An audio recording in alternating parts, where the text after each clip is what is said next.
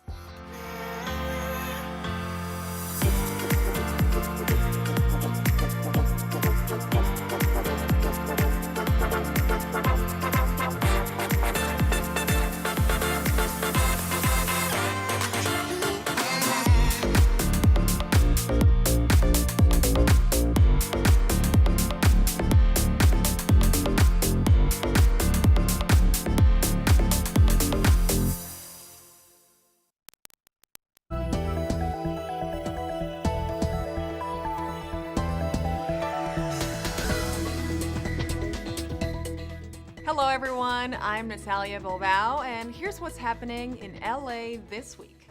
While air conditioning may be a luxury in normal times, according to the National Weather Service, it can be a lifesaver in heat wave conditions. So a recent AC unit giveaway by LA's Department of Water and Power was both timely and invaluable.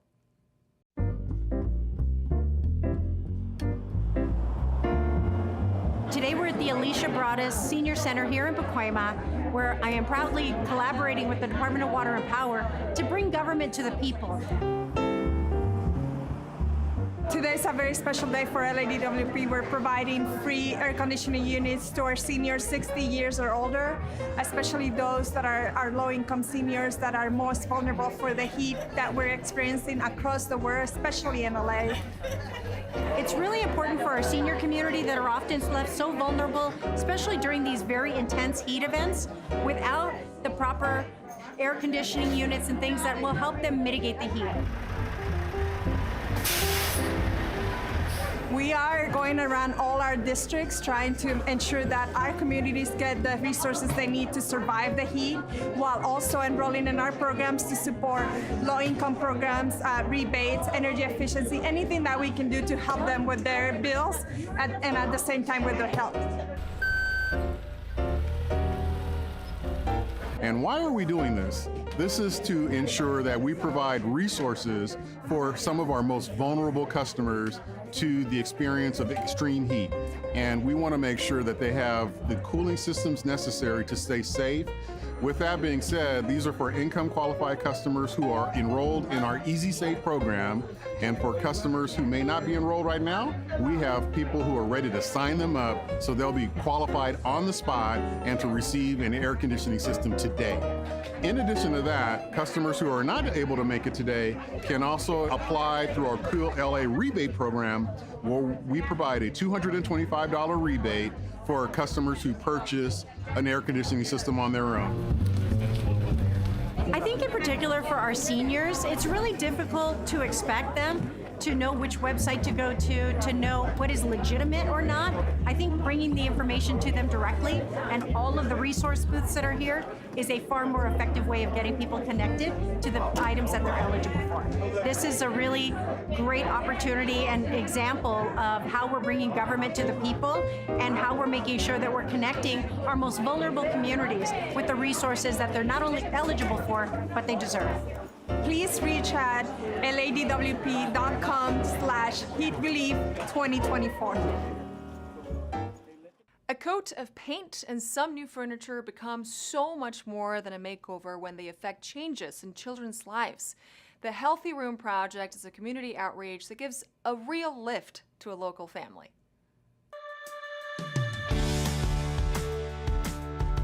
The mission of the Healthy Room Project is to provide hope and opportunity for kids in at-risk communities. We're here today in Watts with a family of 5, changing 2 bedrooms for both the mother and 2 of the sons. Ahorita tengo un grupo magnífico que pues me siento contenta porque están arreglando el cuarto de mis hijos. For Southeast community, this is our second Healthy Room project that we've been in collaboration with. We've had many of our senior lead officers and officers that identify families in need, and this was a family that was identified with a mother and her children, and that's the reason why we're here, is to really change the life of a family. We come in, we completely renovate these rooms in a one-day effort, all in partnership with law enforcement. We paint their rooms, we build beds, desks, provide bedding, all the comforts of home that these kids have always been denied, many of them sleeping on the floor, and it is life-changing. It's a one-day lift, start at 9, and at 3 o'clock these kids come home to a whole new world. It's a blessing to be here. Community has truly come together to create an experience for you today, and we hope that you love it.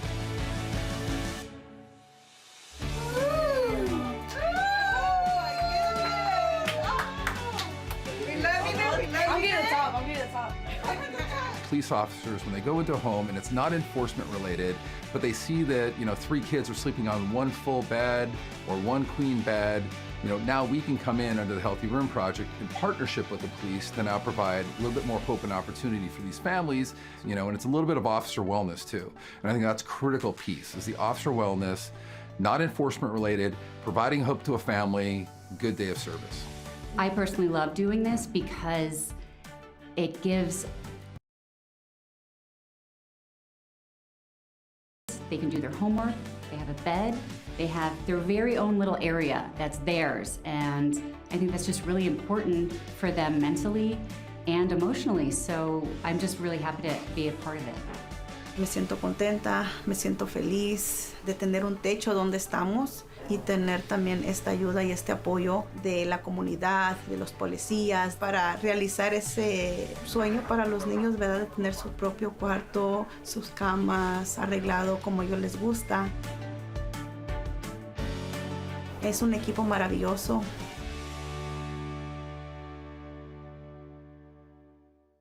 A marvelous team in collaboration with the police department, making sure those kids have sweet dreams in new beds. Readers have always known that the library is a cool place. Now it's time to let Angelenos know that whenever there is extreme heat, all branches of the Los Angeles Public Library system function as cooling centers. Today, we're at the Atwater Village branch of the Los Angeles Public Library, and we're here to talk about cooling centers. The community should know that libraries are considered cooling centers by the City of LA, and the reason this is because we can provide air conditioning, water fountains, or hydration stations for people that need to drink water. We also have comfortable places to sit and things for people to do while they're here. So it is very important that people understand that in addition to the parks, libraries are also considered cooling centers. Everybody that comes in, while they're staying cool, they're free to look at our books, our magazines, free to use our computers that they can get online with. If they come at the right time, we have programs, we have classes, we have different events going on, and of course, they're welcome to bring their children because all of our libraries have a children's section as well as a teen section, so the whole family is welcome. During extreme weather, all of the libraries are available to assist. And extreme weather, we're not just talking about when it's really hot outside, when it rains really hard, when it's really cold. If there's any sort of adverse weather happening, we invite people to come into the libraries, and all of the 72 libraries, including the Central Library, are cooling centers, are warm centers, are just there to help the community. If you want more information, please visit our website, lapl.org, call your local branch, call 311, or just ask somebody. Most people in LA, we hope, have a library card and have been to our libraries, and I'm sure they'll be happy to tell you all about it. It's the first ever reparations report for the city. LA's Civil Rights Department has been instrumental in gathering community input, facilitating discussion, and showing that the harms that began with slavery still linger throughout society today. Today we are at Cal State Northridge to talk about reparations. We are issuing the very first reparations report for the city of Los Angeles. We are the largest city to put forward an opportunity for folks to see the harms impacting African Americans in their city. over 600 community members submitted surveys to say how the vestiges of slavery have impacted our lives here in Los Angeles. Many people will say, why? For 16 generations, they were not able to vote, they weren't able to get paid for their work, they weren't able to acquire housing, a decent housing, medical services, etc. Today we'll be presenting research from the landscape analysis, the ethnographic research, as well as the focus groups. We found several different areas, what we're calling the 12 areas of harm, modeled after the California Task Force for Reparations. And so we'll be presenting today those 12 areas of harms, along with recommendations on how the city may begin to implement measures to atone for or provide reconciliation and healing. It's really about getting the word out and helping individuals understand what the obstacles are and what the opportunities are.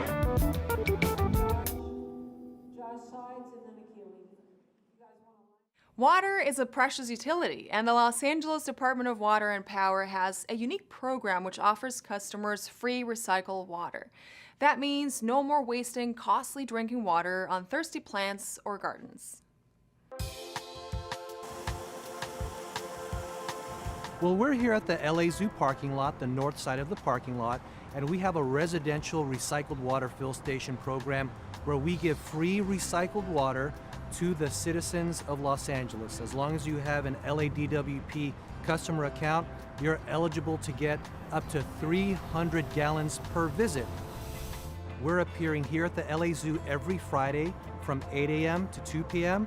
and on Thursdays at Delano Park in the Valley, also from 8 a.m. to 2 p.m.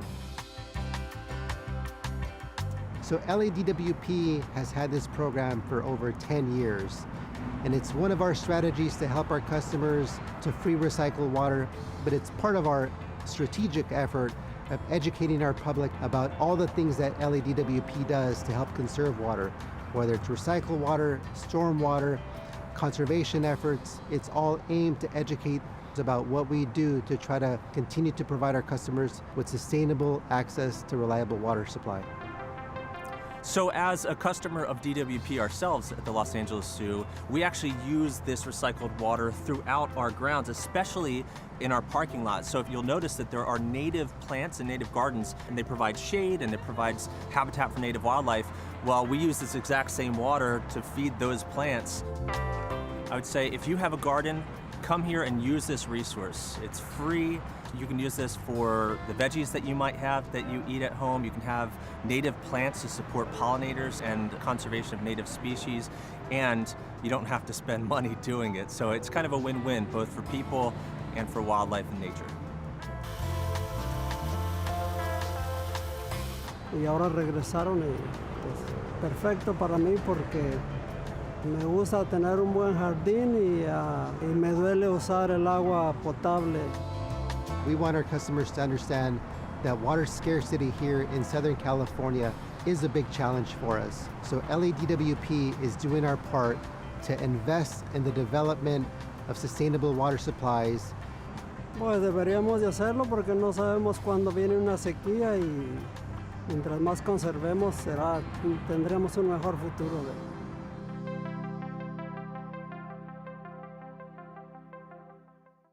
A new report outlines supports for older workers. LA City Sanitation issues a scam warning, and 6 city commissions are looking for new members.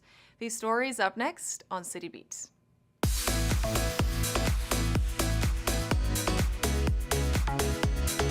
The City of Los Angeles Workforce Development Board, in partnership with the Economic and Workforce Development Department, has launched the Advantage LA Report supporting older workers. Per the report, over 50% of workers over the age of 50 experience involuntary job separation and face ageism and discrimination when seeking employment. In an effort to change these statistics, the Advantage LA report supports the employment, retention, and advancement of older workers that make up 20% of the City of LA's workforce. Advantage LA offers potential solutions and serves as a vital tool for policymakers, employers, and community organizations to improve the workforce landscape. To find out more about the Advantage LA report, go to ewdd.lacity.gov. LA Sanitation and Environment, LA SAN, is aware scammers are impersonating employees and offering assistance related to the proposed sewer service charge rate increase. Official notices for the proposed adjustment have been sent through the mail directly from the City of Los Angeles, and if anyone comes to your door, it is a scam attempt. Individuals may appear official by wearing vests, carrying clipboards, and even ID badges, but they do not represent LA SAN or the City of LA. LA SAN will not come to your residence unannounced or without a previously agreed upon appointment, and residents are advised not to open your door or give out personal information. If you encounter these individuals or see any other suspicious activity in your neighborhood, dial 911 and report it immediately. For more information about the sewer charge adjustment, visit lacitysan.org/rates. If you would like to help make Los Angeles a better place to live and work, Council President Paul Krikorian invites you to join a commission. There are 54 citizen boards and commissions that oversee many of the city's functions and services that Angelenos can consider joining. Currently, there are vacancies on 6 commissions, which include the Pedestrian Advisory Committee, the Metro Community Advisory Council, and the LA Bicycle Advisory Committee. To be considered for an appointment to one of these positions, respond by email indicating which commission you want to serve on and attach a resume listing your relevant experience. The time frame to apply for these positions is very brief, so if you're interested, please act immediately. For more information, visit lacity.gov/government or call 213-473-7002.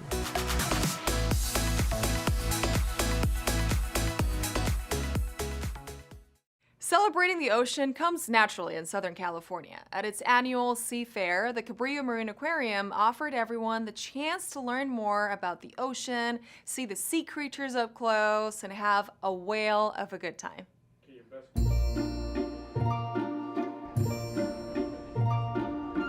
Today we have our annual Sea Fair, and our Sea Fair is a celebration of the ocean. We have lots of exhibitors here today. We have some life-size whales that you can walk inside of.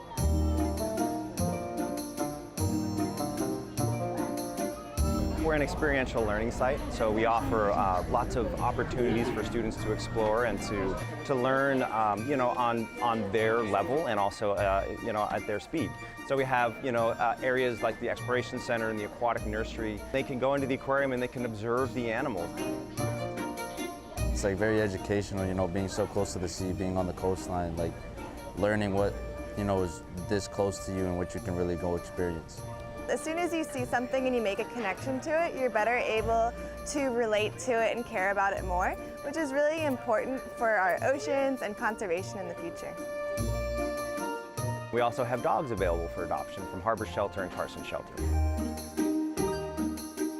Lo que más me gustó son los perritos que están en adopción y es lo que me gusta más porque tengo una perrita allá en casa y pues quiero adoptar uno.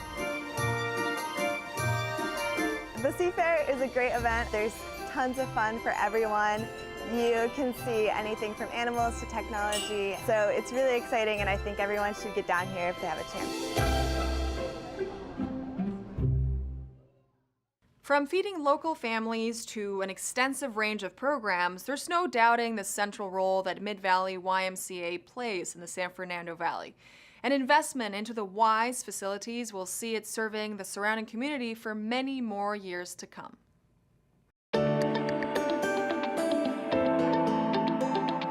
We're here today at the Mid-Valley Family YMCA announcing an investment in our community by Congressman Tony Cardenas. He secured community project funds of $850,000 that will go into revitalizing our YMCA. Our YMCA has been here since 1961 and is in major need of repairs. The services that we offer here are critical. They're not just want-to-haves, they're critical needs that we serve every single day. You can see today we have our Feed LA program. Right here, they have a food line where people are going to be here and they feed 350 families every week right here at the Mid-Valley Y. Why are they doing that? Because they're moving with the times. They realize from the people that they serve, the 15,000 families, they saw that some of them were food insecure and they didn't have enough to eat, and they're committed to doing that as long as the community needs them. The funds that the congressman secured are going to go to revitalizing our parking lot. Our parking lot is used for so many community events, and it's in major needs of repairs. The remainder of the funds are going to go towards infrastructures in our basketball court. It doesn't have AC, and living here in the San Fernando Valley, we know how hot it can be. We were on the tour today, and I saw a beautiful room that used to be used to store things and stuff, but now it's a youth center. The Y has, for example, a technology center. So our youth get the exposure to 3D printers, how to podcast, all sorts of things that parents wouldn't be able to necessarily afford for the students or the youth to do at home. But here they have a safe place where they get exposed to these technologies and their skills that they're going to need for the future jobs.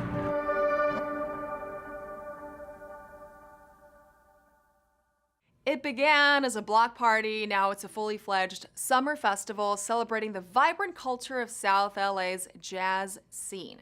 The Leimert Park Jazz Festival is cool, smooth, and free, bringing out the fans for the music and the community for fun in the sun.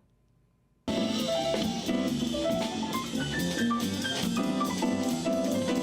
an excellent day today. Los Angeles is one of the world's great jazz cities, and we have one of the great jazz festivals here at Leimert Park. Thousands of people out to hear good music in the sunshine in our community.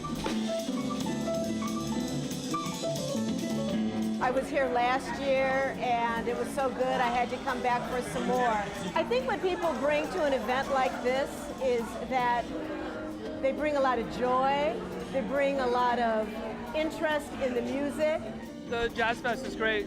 It's a local event for us, and it gives us everything that we would want, especially having a family with 2 kids. They've got the play area, get to expose them to some good jazz music. The food here, it's a no-brainer. It's an easy win.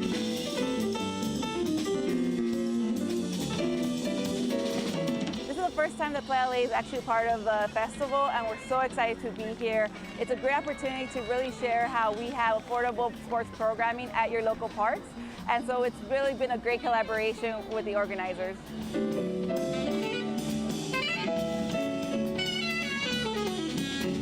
I am an artist here featuring my work, but I love the Leimert Park community. It's great. It's great to be amongst a community that I'm very familiar with.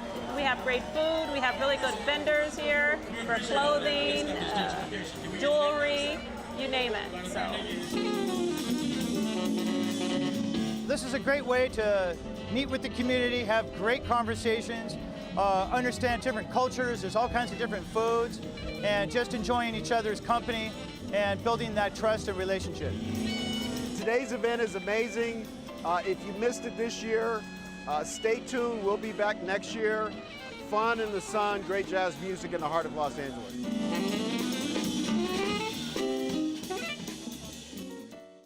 In this week's feature story, a new exhibit at City Hall's Bridge Gallery takes us from Paris to Los Angeles. Illustrating the passing of the Olympic flame was just one aspect of the creative brief that sparked these 24 winning artworks. We are at the City Hall Bridge Gallery, and we're experiencing the incredible Cultural Olympiad poster competition. And this is the exhibit that our colleagues at City of LA Department of Cultural Affairs put on for the project. We're here to celebrate an exhibit. It's really a huge celebration. It's a celebration of the Olympics and Paralympic Games and the bridge between. It is an exhibition of 24 posters that have come about through a partnership through the City of Los Angeles, the County of Los Angeles, the City of Paris, and the City of Saint-Denis. Paris invited LA art schools to be paired with the Paris Art School, EPSA. So we had Otis College of Art and Design, we had Cal Arts and Art Center Pasadena, and students in their art and graphic design programs were invited to respond to a creative brief we came up with for them to create original poster designs and original GIF animations that responded to key themes around Olympic values, the bond between Los Angeles and Paris, and the handover, as well as identifying the culture and unique identity of each region. And so after they submitted, an international jury came together to select the winning posters, and there's 24 altogether, symbolizing 2024. I'm thrilled to say that our city partners were able to exhibit the resulting posters on behalf of the city here at City Hall. It has symbolized the relationship that Paris and Los Angeles have developed, and as we are building and looking ahead towards the 2028 Olympics and Paralympic Games, seeing about the international partnerships that we can build and the ways that we can lift up and tell the story of our artists here in Los Angeles as well as in Paris. We're just so excited about this exhibition and the opportunities that we're going to have and the legacy that we're going to build and what it means for the city. It is so exciting to see what we have coming.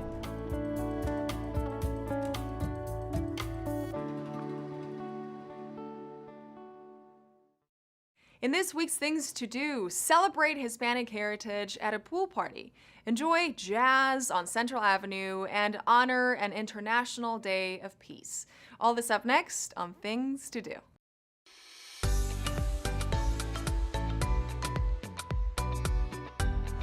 Dive into an aquatic celebration to mark National Hispanic Heritage Month. Join the City of Los Angeles Department of Recreation and Parks for this pool party taking place on Saturday, September 21st at Roosevelt Pool, beginning at 1 p.m. Jump in and enjoy water aerobics, learn about water safety, or take your first swim lessons. There'll be sports stations, music, and fun for all ages, along with free food for the first 300 people at the event. Children under 7 must be accompanied by an adult. Plunge into the pool at LA Park's Aquatic Celebration for National Hispanic Heritage Month on Saturday, September 21st at 1 p.m. For more information, visit laparks.org. 4 pavilions, 3 stages, too many acts to mention, all in one central location. Welcome to the 2024 Central Avenue Jazz Festival. Bring your sunscreen and enjoy food and craft vendors along with all the live music and performances on Saturday, September 21st, beginning at 11 a.m. Join Councilmember Curran Price and other local jazz fans on Central Avenue between MLK Boulevard and Vernon Avenue for this day-long festival celebrating all the jazz greats. The 29th Annual Central Avenue Jazz Festival takes place on Saturday, September 21st from 11 a.m. to 7 p.m. For more information, visit centralavjazzfest.com. Celebrate the United Nations International Day of Peace with the renowned Dr. Jane Goodall on Saturday, September 21st. Day of Peace will honor Dr. Jane Goodall's 90th birthday and share the work of Roots and Shoots groups and Rotary Clubs of Los Angeles. Head to Point Fermin Park, where Dr. Jane Goodall will share her message of hope for people to take action on behalf of the planet.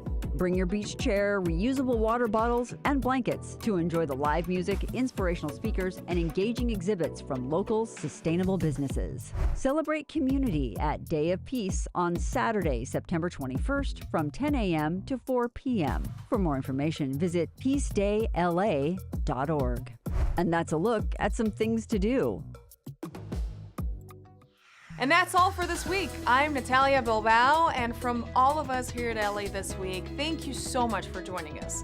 Remember that you can watch us online anytime at lacityview.org, and we're also on Instagram, Facebook, X, and YouTube. See you next time for more LA This Week.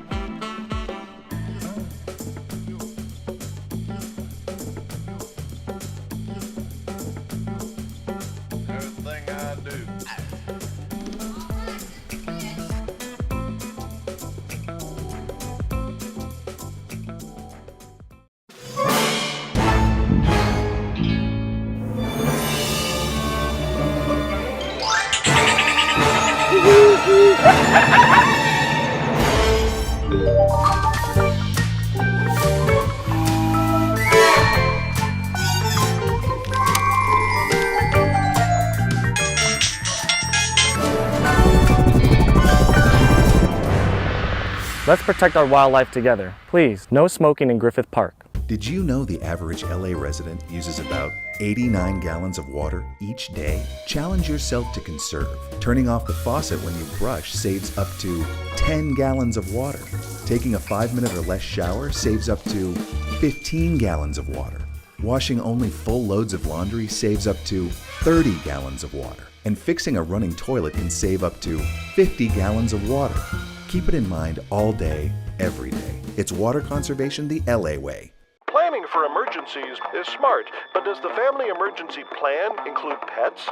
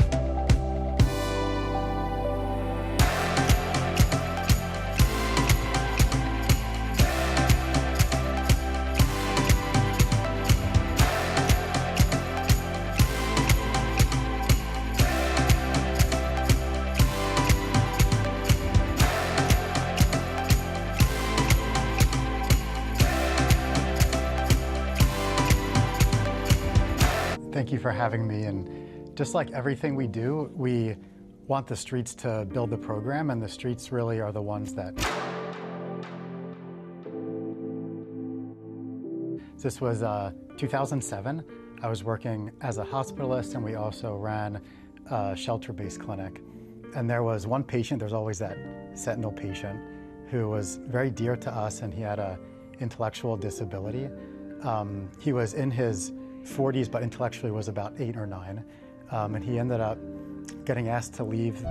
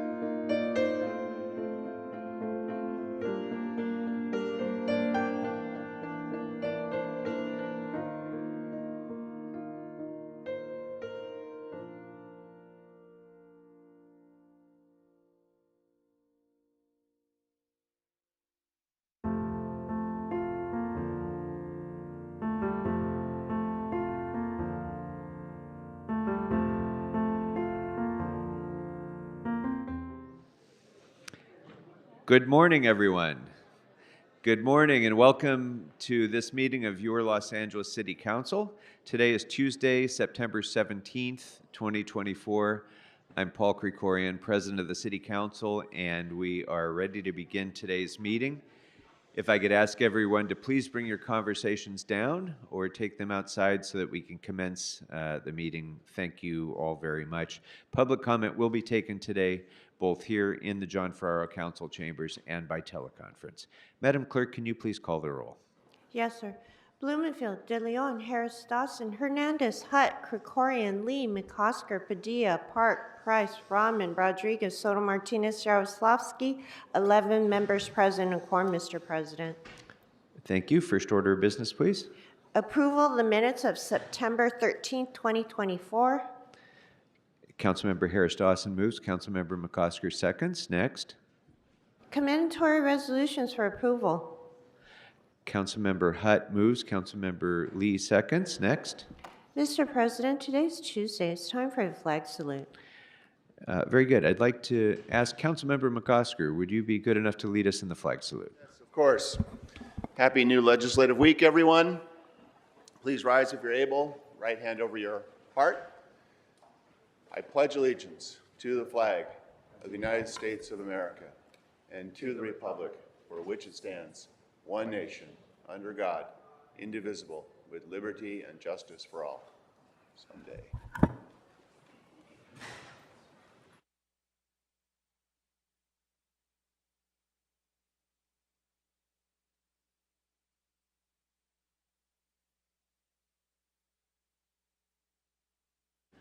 All right. Thank you very much, Mr. McCosker. Madam Clerk, can we run through the agenda, please? Yes, sir. Mr. President, there's a request to continue item number 5 to September 24th, 2024. Without objection, that will be the order. Items 1 through 4 are items noticed for public hearing. Items 5 through 13 are items which public hearings have been held.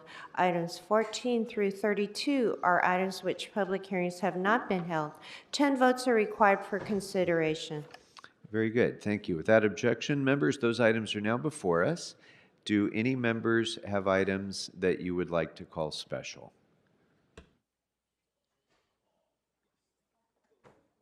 Councilmember Blumenfield. Yes, I'd like to call item 12 special. If you could hold it on the desk for an amendment. They're just finishing it up and we'll get it circulated. Very good. Item 12 will hold on the desk. Councilmember Lee. Thank you, Mr. President. I'd like to call item number 1 special for purposes of an amendment. I believe the city attorney has a copy. Very good. Mr. City Attorney, please read it into the record. So the motion reads that I move that item number 1 on today's council agenda be amended to adopt the following. 1. Determine that the issuance of a liquor license at Trader Joe's, located at 9224 North Reseda Boulevard, will serve the public convenience or necessity and will not tend to create a law enforcement problem. 2. Grant the application for determination of public convenience or necessity for the sale of alcoholic beverages for off-site consumption at Trader Joe's, located at 9224 North Reseda Boulevard. And 3. Instruct the city clerk to transmit this determination to the State Department of Alcoholic Beverage Control as required findings under Business and Professions Code, Section 23958.4. And is there a second to this motion? Seconded by Councilmember Hernandez. Thank you. Councilmember Soto Martinez. Yes, thank you so much, Council President. I'd like to call item number 23 for a separate vote, please. 23. Very good. Councilmember Price. Thank you, Mr. President. Out of an abundance of caution, I'm recusing myself from item 13 because it's unclear who is working on this project. Item 13. Item 13, Mr. Price will recuse. Very good. Any other specials, members? Any specials on my right? Any other specials on my left?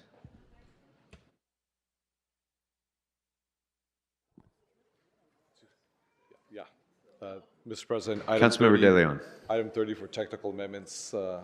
City Attorney has the amendments. Item 30? Yes. Mr. City Attorney, if you could please read them into the record. Yes, so this is a technical amendment. I believe it just changes the date. So the amendment reads that I move that item number 30 on today's agenda be amended to change the following language. Resolved to include in the cities, and it strikes 2024 to 2025 and adds 2023 to 2024. State legislative program sponsorship and support for any legislation or executive action to restore all or part of the funding that was cut from the state of California's active transportation program. Is there a second to this motion?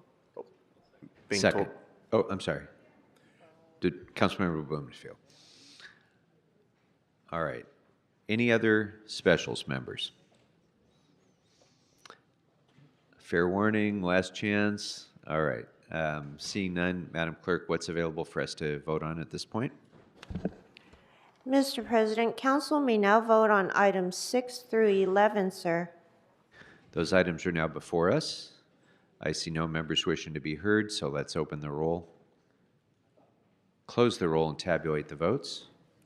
12 ayes.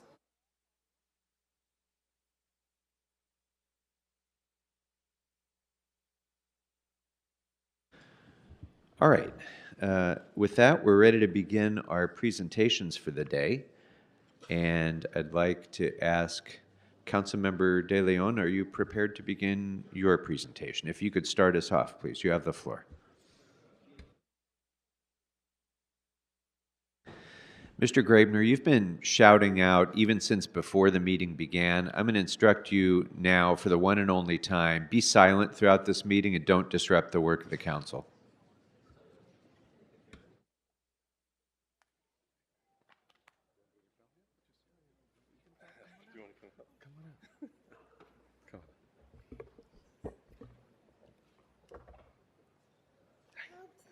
Councilmember De Leon, you have the floor. Good morning, Mr. President.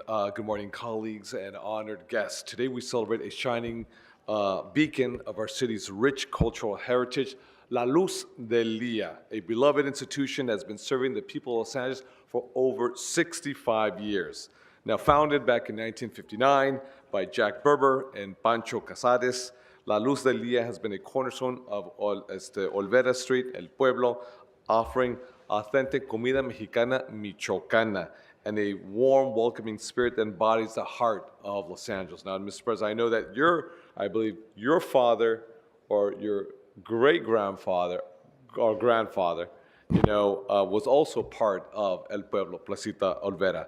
For more than 6 decades, La Luz del Día has been more than just a restaurant. It's been a gathering place for many, many families and a destination for visitors, a true reflection of the vibrant and diverse community that defines El Pueblo de Los Angeles. Today, under the stewardship of Gregory Berber, the grandson of Jack Berber, the legacy business continues to thrive, serving up some of the same flavors and traditions that have brought generations of Angelinos together. Greg, your family's dedication to preserving and sharing the rich culinary heritage of Mexico has enriched not only our taste buds, but also the sense of community. You have carried forward the legacy of your father, Henry, and grandfather, Jack, with passion and integrity, ensuring that La Luz del Mundo remains a vital part of the cultural fabric of our city. Now, on behalf of the great city of LA and my colleagues on the council, I want to congratulate you and your family and everyone who's been part of La Luz del Día's incredible journey.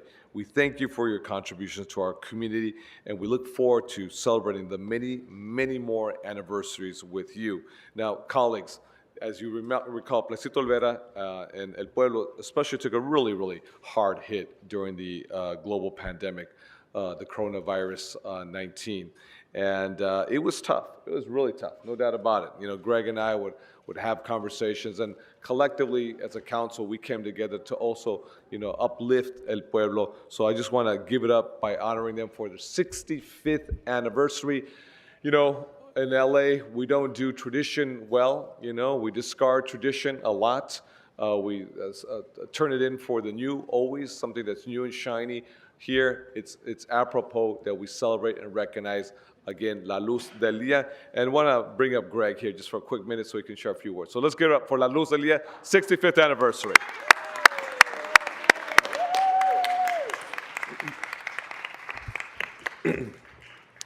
Ladies and gentlemen, I'm deeply honored to receive this certificate from the City Council today. I want to express my sincere gratitude to each and every one of you for this recognition, and especially Councilmember De Leon's office for their work to have us here today. El Pueblo de Los Angeles today is much more than a historical site.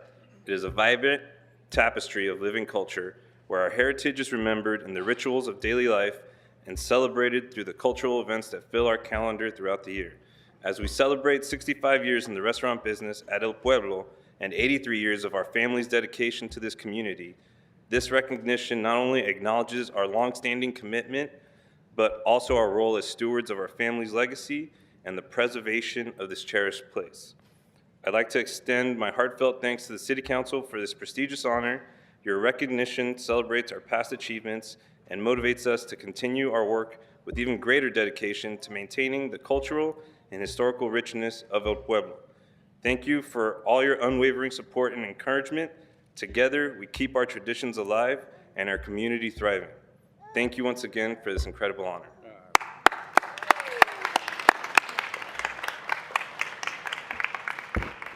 And with that, Mr. President, as well as colleagues, we'll take the standard picture with, on behalf of all the council members here today, with every signature here.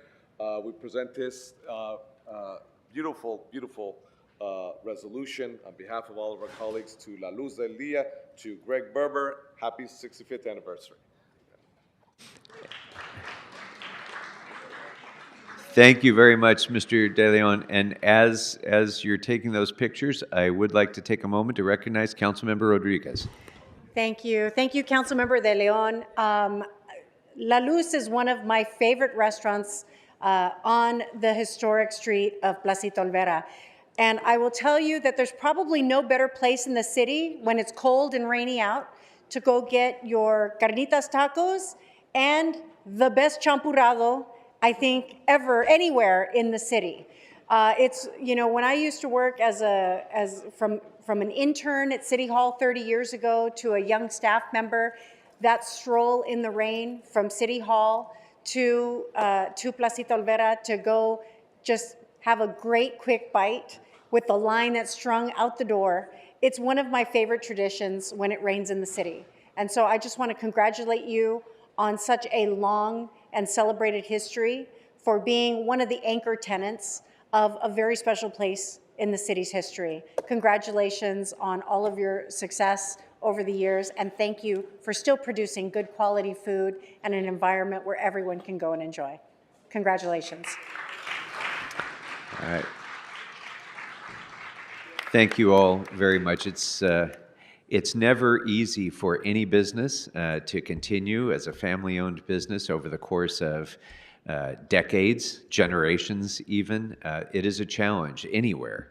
And it's one of the reasons that Councilmember Price and I pressed forward with the Legacy Business Program to recognize businesses like yours that really create the fabric of our community in neighborhoods across the city, and especially at the most important historic location in Los Angeles, the birthplace of our city. To have you continue with this success, it really means a lot to our entire city. So congratulations, and thank you, Councilmember De Leon, for this presentation. All right, so with that, I'd like to move next to Councilmember Hutt and Councilmember Lee, who will lead us in our second presentation of the day. Members, are you ready?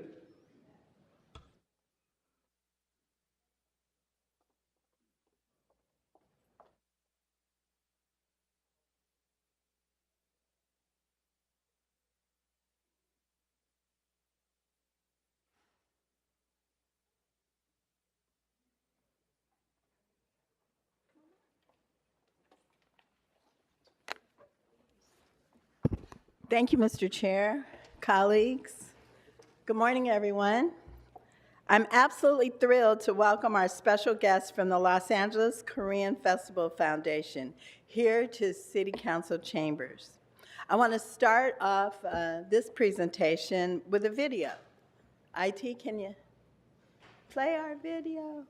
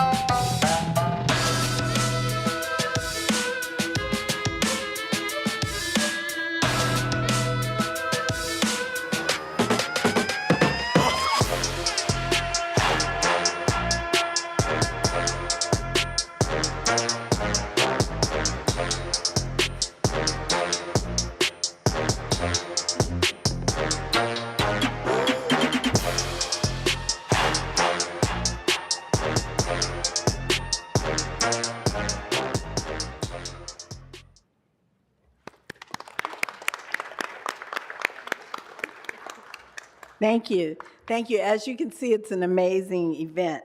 Founded in 1974 by the pioneering Korean American community, the Los Angeles Korean Festival Foundation has been a steadfast advocate for preserving Korean heritage throughout the city and across the country. This organization stands out as the champion of Korean culture, working tirelessly to share its rich traditions with the world. The Los Angeles Korean Festival is an annual 4-day festival in Koreatown that stands in the heart of their mission. It's a celebration of inclusivity and cultural diversity, bringing together people from all walks of life. There will be captivating performances, like you just saw, and delicious Korean food, because the best food is in the 10th district. A vibrant parade, and exciting exhibits. There'll be something for everyone, young and old. So I encourage you all to join us at Seoul International Park for this fantastic event from September 26th to September 29th. Admission is free, so don't worry about that part. And come out and bring all your friends and family to enjoy everything. And now I would like to bring up my colleague, Councilmember John Lee, to say a few words. Thank you, Councilmember Hutt. Since its humble beginnings in 1974, this festival has grown not only in size, but in importance as well. I still remember attending the Korean Korean Festival when I was young. It gave me a chance growing up in the San Fernando Valley to really connect to my Korean roots, and also obviously to come to Koreatown to enjoy Korean food.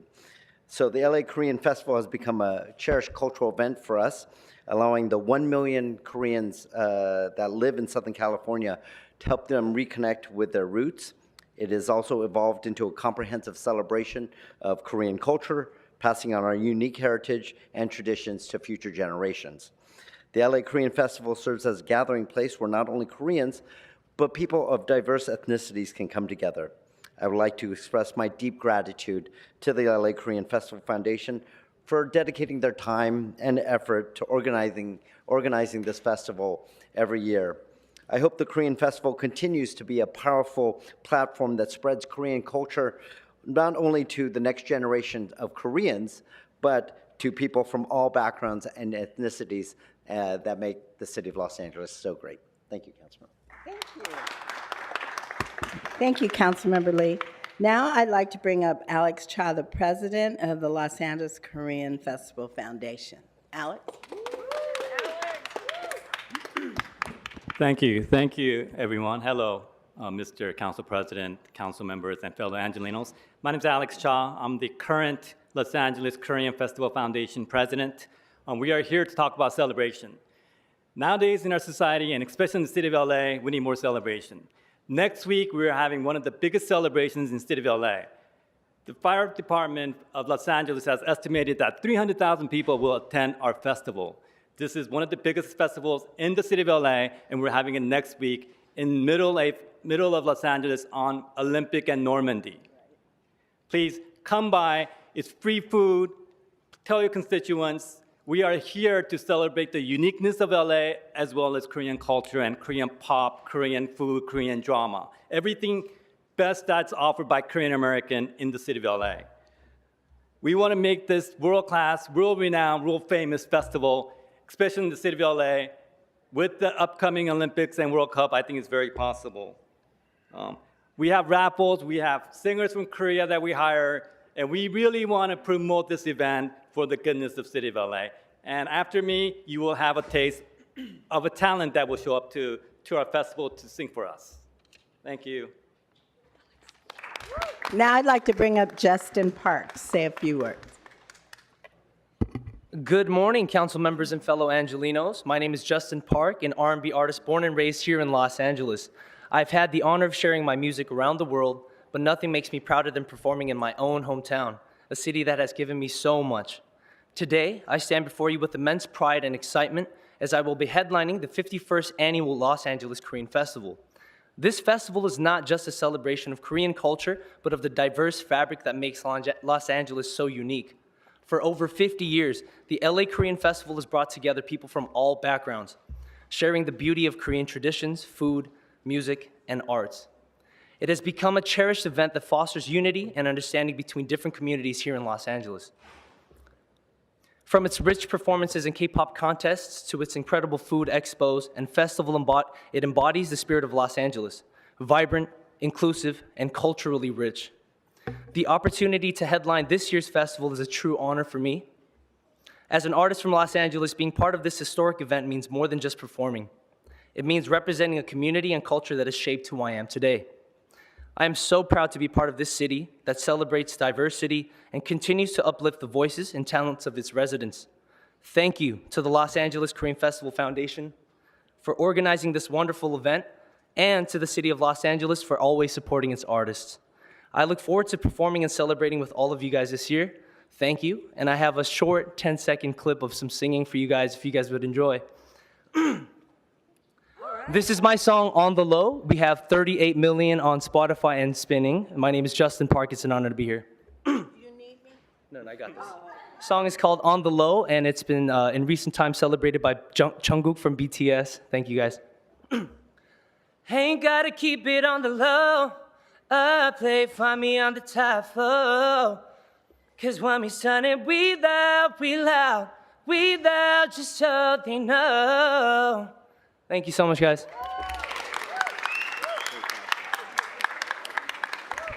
Well, that was a treat, right? What a way to start a legislative week, right, Tim? All right. So now we have a presentation to the Los Angeles Korean Festival Foundation from the City of Los Angeles, signed by all members of City Council. Alex?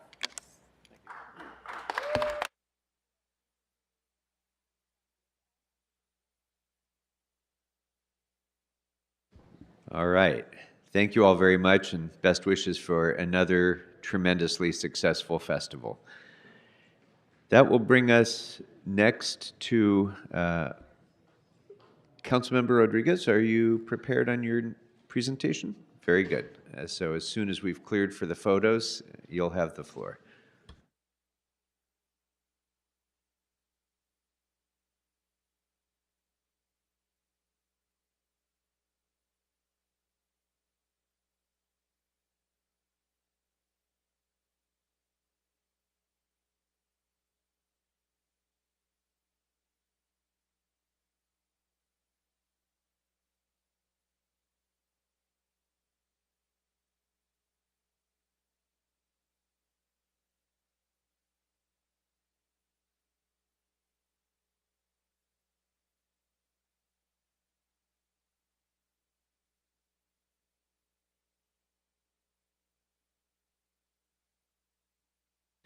Councilmember Rodriguez, good morning.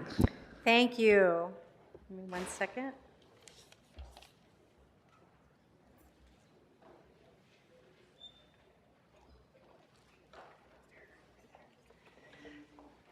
Good morning. All right, good morning, colleagues. Well, apropos that here for Latino Heritage Month, but also I think there's just always a good time to celebrate what so many women are contributing to our city, that I'm proud to bring in today, celebrating their Sweet 16, the Latina Golfers Association, led by the incredible Azucena Maldonado. Please give them a round of applause. Founded in 2008, this work was really centered around trying to give Latinas more space when it comes to corporate conversations, the professionalism, because we know so often that a lot of deals happen on the golf course. We've seen that a lot across many corporate boards and whatnot. Everyone is always providing an opportunity and space for work to get done on the course. And so it was with that spirit and mission that Azucena brought together this effort to help bring all these professional women together to help learn the incredible sport of golf. And, you know, and they don't do it the way everyone else does it. There's obviously a good Latina flair to everything that they do, but when you look at the professional women behind me, it's creating space and equal footing in an environment that so often leaves us behind. When we see and know factually that Latinas are at the bottom wage earners compared to male counterparts and white male counterparts, or even amongst every demographic of women, Latinas earn far less than other earners in this space. And so it's efforts like this that are helping to coalesce women to be better advocates for one another, but more importantly, learn how to compete on the course.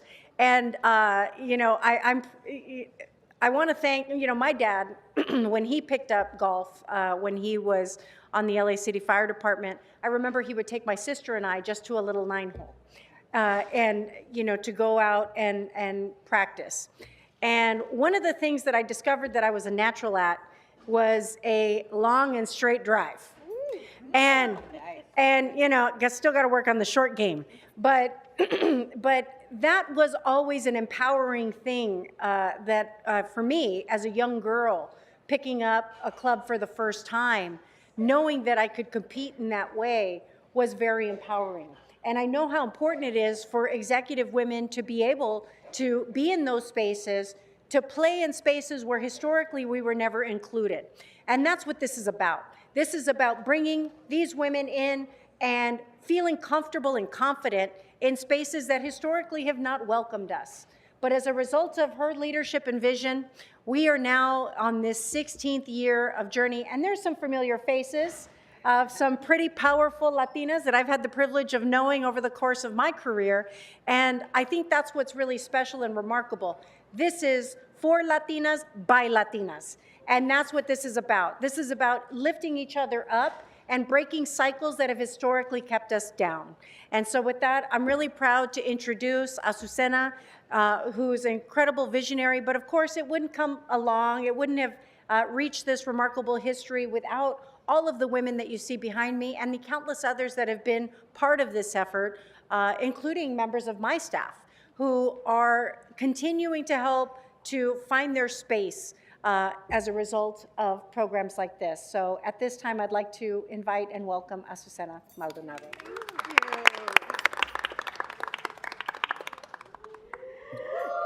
Council member, we are honored and humbled by this recognition, not only because it puts a spotlight on the work that we're doing in the community, but because it puts a spotlight on the opportunities that our community can benefit from when we get involved in the sport of golf. Over the last 16 years, we have introduced thousands of Latina youth, not only to the game of golf, but to careers in the golf industry, because we are all welcome in this space. What we have learned is that golf does break down cultural and gender barriers, and it puts us in a space and equal footing with anyone who steps foot on the golf course. And as you can see behind me, as council member has mentioned, we have an amazing cohort of Latinas from Los Angeles County that have joined us, that are now empowered because they can now use golf as a strategic business tool to enhance their personal and professional lives. We have, council member, over 3,000 members just in LA County. And of course, we're in other places as well, Northern California, San Diego, the Inland Empire, and even Texas. So we are so grateful for this recognition and to have you as one of our sisters in this beautiful camaraderie that we enjoy by the game of golf. Mil gracias. Congratulations. Thank you.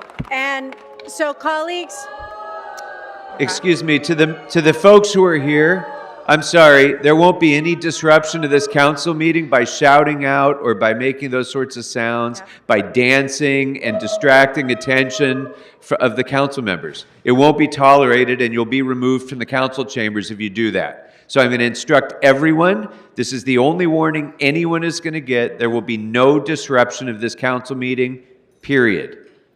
All right, Councilmember Rodriguez. thank you, Mr. President. And so with that, colleagues, please join me in celebrating this remarkable accomplishment of these incredible women who show up every day in their respective professional lives for one another, for our community, but more importantly, showing up for each other. And that's what this is all about.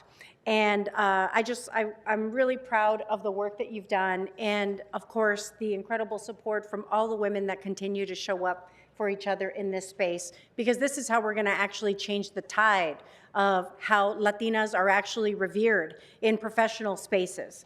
And this is what you do when you work with intentionality. This is what we've got. So I'm really proud of you guys. Congratulations.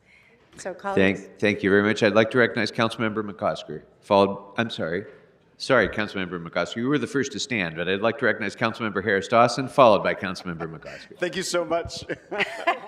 Thank you so much, Mr. President and Mr. McCosker. And thank you so much, Councilwoman Rodriguez, for bringing this presentation and these women here. You are in the spirit of Los Angeles, barrier breakers, going in places where they say we can't go or we don't belong, and places that were created for other people specifically to exclude us, walking right up to the door, knocking and not going away until they let you in. This is near and dear to my heart. I'll talk about myself for a second.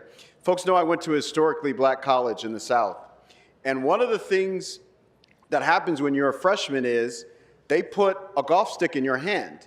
And they say everybody's going to learn to play golf because that's where the deals gets made, and that's where you get excluded. And so you're going to learn this, and you're going to know how to go on those courses and relate. So I'm so overjoyed to see you all, and anything we can do to be helpful and to bring forward your cause, we want to be first in line to do so. So again, thank you all so much, Latina golfers, and thank you, Councilwoman Rodriguez.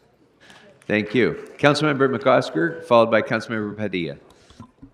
Thank you very much, Councilman Rodriguez. This is a fantastic presentation. Emrod and I kind of grew up with the same sort of history, both kids of firefighters, and the Firefighters Association had a great golf network that my dad and brother and your dad participated in. And in my dad's experience, it's not dissimilar. I mean, his thing was, listen, this isn't just a sport for rich guys. This is a great opportunity to have to be athletic and to have some camaraderie with people. And so from a early youth, my dad made all 6 of us swing a club, including my sister, and he tried to get my mom to golf, but she hated it. And as I grew up, I realized just knowing how to golf became something I just do client golf and charity golf. And that's what you're really talking about. You're talking about those networks that exist out there that everybody needs to be a part of. And my brother Pat, who's been an avid golfer and he's been on golf commissions, his Latina wife loves golf, and they golf together and they coach golf to youth at our old high school. And so it really is wonderful that we take these old aristocratic games like golf and say everybody gets to play. And that's why it's really important, members, to stick up for our municipal courses. We need to make sure municipal courses remain open and accessible. County courses, municipal courses, golf for all. I still only do charity golf because it's not my thing, but it's so important to be there, to show up for people. So thank you. Thanks. This is a great presentation. Appreciate it. Thank you. Councilmember Padilla, followed by Councilmember Soto Martinez. So I also want to thank you, Councilmember Rodriguez, for this great presentation. When I saw that you all were coming, I got really excited. And I do want to be the person to apologize for sometimes the rowdiness that happens in this building because you don't deserve it. A lot of the members that are part of your club are some of the Latinas that are day in and day out utilizing their success and their privilege to actually give back to our communities. So I know that, in addition to your goal, which is to create space and equal footing for those of us who came from communities where we had to work our tail off to get into those good colleges, become the executives in our organizations, recognizing that there was a gap though, that there's a gap in being in those rooms where the decisions were made. When I first heard about you guys, I remember thinking it was a great model. And I continue to get invited, but I'm just really hard-headed, and I just keep telling myself I'm not into golf. I was never good at miniature golf, so it's hard for me to really get into it. But now that I've been in this capacity for about a year, it's been really interesting how many times I'm getting invited to play golf with a ton of men, and I tell myself, okay, I have to go to Latinas League to at least break the ice, because there really isn't a space for me. So thank you again for the work that you do and for all the individual stories that you, Chingona Latina women, do every day for our community. You deserve nothing but respect for what you do and how you give back. Feliz Dia Hispanic Heritage Month. Thank you. Councilmember Soto Martinez, followed by Councilmember De Leon. I just want to echo everything that was said by so many of the folks that have spoken today. And for bringing all these amazing mujeres here today. I mean, I don't want to repeat what everything said. Breaking barriers, saying, you know what, we belong there even though we've been excluded over generations. I'm not surprised to hear that you have a good drive. That is very, it's par for the course. I know, it was a joke, it's par for the course. But again, in this month, let's keep uplifting las mujeres latinas, las mujeres poderosas, and let's keep breaking more barriers in the city because we know we need it more than ever. Thank you so much. Thank you. Councilmember De Leon, followed by Councilmember Hernandez. Thank you very much, Mr. President. Ms. Rodriguez, I want to congratulate you for uplifting these powerful, amazingly strong, independent Latina women. Golf, as we know, has always been a bastion of other folks other than people of color. And to be Latina women in this space is quite amazing. I'll share with you a personal story. She's my cousin, but she's more like my niece, Melanie. My uncle started her on public golf courses. And these public golf courses were like, not even brown fields. These public golf courses were dirt, dirt. The type of golf courses where, they all gather and there's 6-packs or 12-packs or cases outside the parking lot everywhere. Well, that's where she started as a young child, at these dirt public golf courses. And my uncle just kept taking her every day, every weekend. A golf bag that was from Target, I think at the time. Just the cheapest golf clubs you can imagine. And today her handicap is 2. She has a handicap of 2. She got a scholarship to university. She said, she just texted me, she alternates between number 1 and number 2 on the golf team. She just finished her internship this summer at Callaway in Carlsbad. And it is this young, beautiful Mexicana going to Mexico City, going to Guadalajara, playing in the tournaments there. I was texting her the other day, where are you, mija? She says, I'm in Hawaii. What are you doing in Hawaii? No tienes dinero. He said, no, I'm here with the golf team. I'm here playing on the golf team. So she's going to Hawaii, she's going to Texas, she's going to Colorado. She's proud of who she is and her culture. She's proud of where she comes from. And she's playing like in Torrey Pines. She's playing in Carlsbad, La Costa. She's gone up and played at Pebble. But she was always proud of who she is, and she knows where she comes from. She knows where she started. On those public golf courses, the dirt public golf courses. If she had brown, grass, it would have been a luxury for them right there, But she represents our community extremely, extremely well.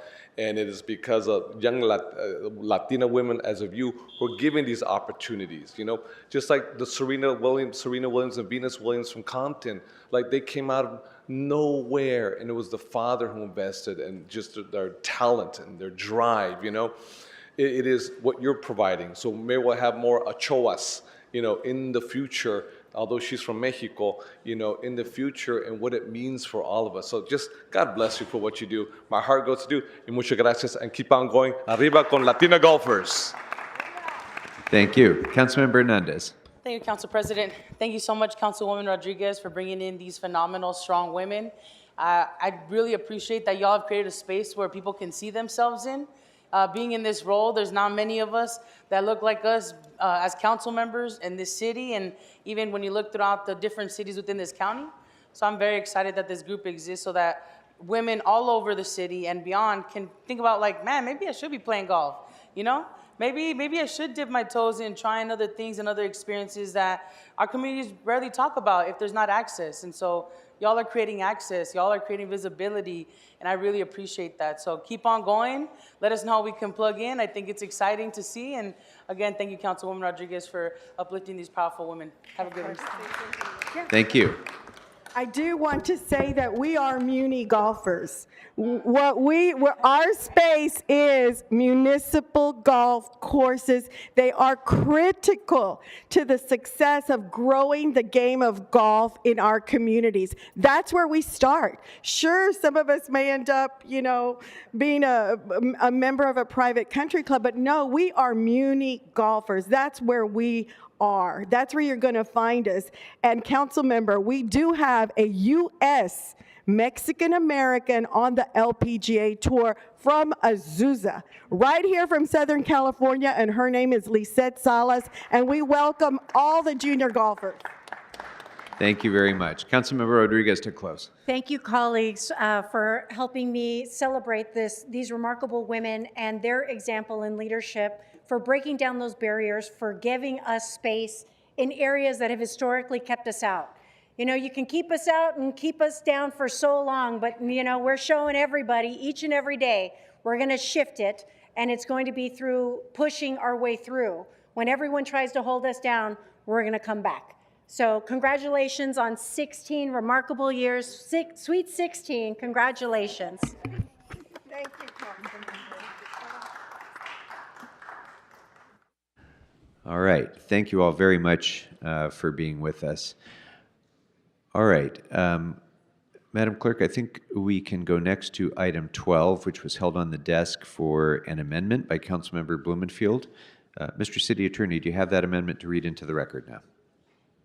Yes, and so this is a substitute motion, and from what I've been told, that it really only adjusts some of the report back requirements. So it is long, but the changes are to the report back requests.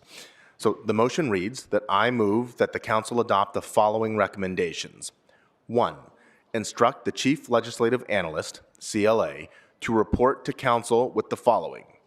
In coordination with the city's Chief Heat Officer and the Climate Emergency Management Office, a summary of policies regarding synthetic grass or artificial turf in jurisdictions with climate and water supply issues analogous to Los Angeles and their heat impacts, and identify state, academic, nonprofit, advocacy, and labor partners for advanced peer-reviewed study on how jurisdictions should regulate artificial grass in order to set a standard to eradicate, quote, forever chemicals, address drastic heat issues, maintenance, staffing, and costs, water use, and liability issues on artificial turf compared to natural turf in order to clarify true costs of artificial turf versus natural turf for recreational activities citywide, including at LAUSD and the Community College District. This study should also include considerations relating to waste, recycling, and plastics elimination as a goal of overall policy. B, in coordination with the Department of Recreation and Parks, the Department of General Services, and the Department of Water and Power, an analysis of on-site life cycle water use of current city synthetic turf/artificial grass fields versus water use would have been for real grass fields. C, in coordination with the Department of Recreation and Parks, an analysis of the downtime required for maintenance and upkeep of synthetic turf/artificial grass fields versus real grass fields and its impacts on the availability of the park for disadvantaged communities. D, in coordination with the Department of Recreation and Parks and the Department of General Services, an analysis of life cycle costs, including installation, operation, and maintenance for different types of turf surfaces. E, in coordination with the Department of Building and Safety and the Bureau of Engineering, on recommendations to update our building codes regarding synthetic turf/artificial grass, requiring industry best practices to prevent rubber fill material runoff, limit heat effects, and to limit and eventually eliminate the use of PFAS in synthetic turf/artificial grass used in the city. F, in coordination with the Los Angeles Department of Water and Power, report on incentives and rebate programs to remove and replace synthetic turf and artificial grass, and encourage the transition to California-friendly landscaping. G, in coordination with the City Administrative Officer, Recreation and Parks, and the General Services Division, and other impacted departments as needed, report to Council on the budgetary and policy changes needed in order to ensure that all city agencies adhere to the intent of this policy. H, in consultation with the Los Angeles Unified School District, the Los Angeles Community College District, private schools, and commercial properties, provide options and recommendations to incentivize the replacement of synthetic grass or artificial turf on school playgrounds, athletic fields, and other uses, or to utilize the best practices when installing or replacing synthetic grass or artificial turf. I, in coordination with the LADWP, recommendations to limit or end the practice of watering or synthetic turf and artificial lawns. Instruction number 2, instruct the Recreation and Parks and request the LADWP to immediately begin work on a study that will reveal true maintenance costs needed to keep active recreation fields in good condition and provide citywide access across all districts. This study shall include the following. A, comparisons between synthetic and natural fields in the areas of water consumption, weed and pest abatement, field wear, including downtime for field repair and replenishment, heat mitigation, comparisons between natural and synthetic surfaces, and potential liability concerns between material types and state of good repair. B, overview of what the RAP has done to address disparities between synthetic and natural fields. RAP staff shall engage with a variety of active sports associations, youth sports associations, parents associations, and environmental organizations in this study. Instruction number 3, instruct the CAO and the RAP and request the LADWP to identify partners and funds for the study needed. Instruction number 4, instruct the Bureau of Sanitation with the assistance of the LADWP to report to Council with recommendations on the environmental and financial impacts associated with the processing of synthetic grass waste in order to not affect the recharge of groundwater aquifers, soils, and biodiversity within the Los Angeles region. And instruction number 5, instruct the Bureau of Street Services, Urban Forestry Division, and the Investigation and Enforcement Division to work with the CLA, the CEMO, and all agencies with respect to the artificial turf policy with regard to the city's tree canopy and soil health. And this motion is being presented by Councilmember Blumenfield, Councilmember Krikorian, and is being seconded, I believe, by Councilmember Yaroslavsky. All right, and I can confirm that, and Councilmember Yaroslavsky confirms her second, so thank you very much. Okay, so we'll hold that on the desk until after public comment. We can go next to item 13. Madam Clerk, item 13. So on item 13, Mr.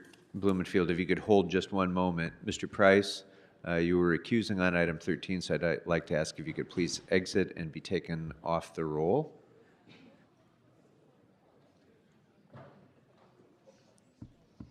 Okay, Councilmember Price is off the roll and not in the room.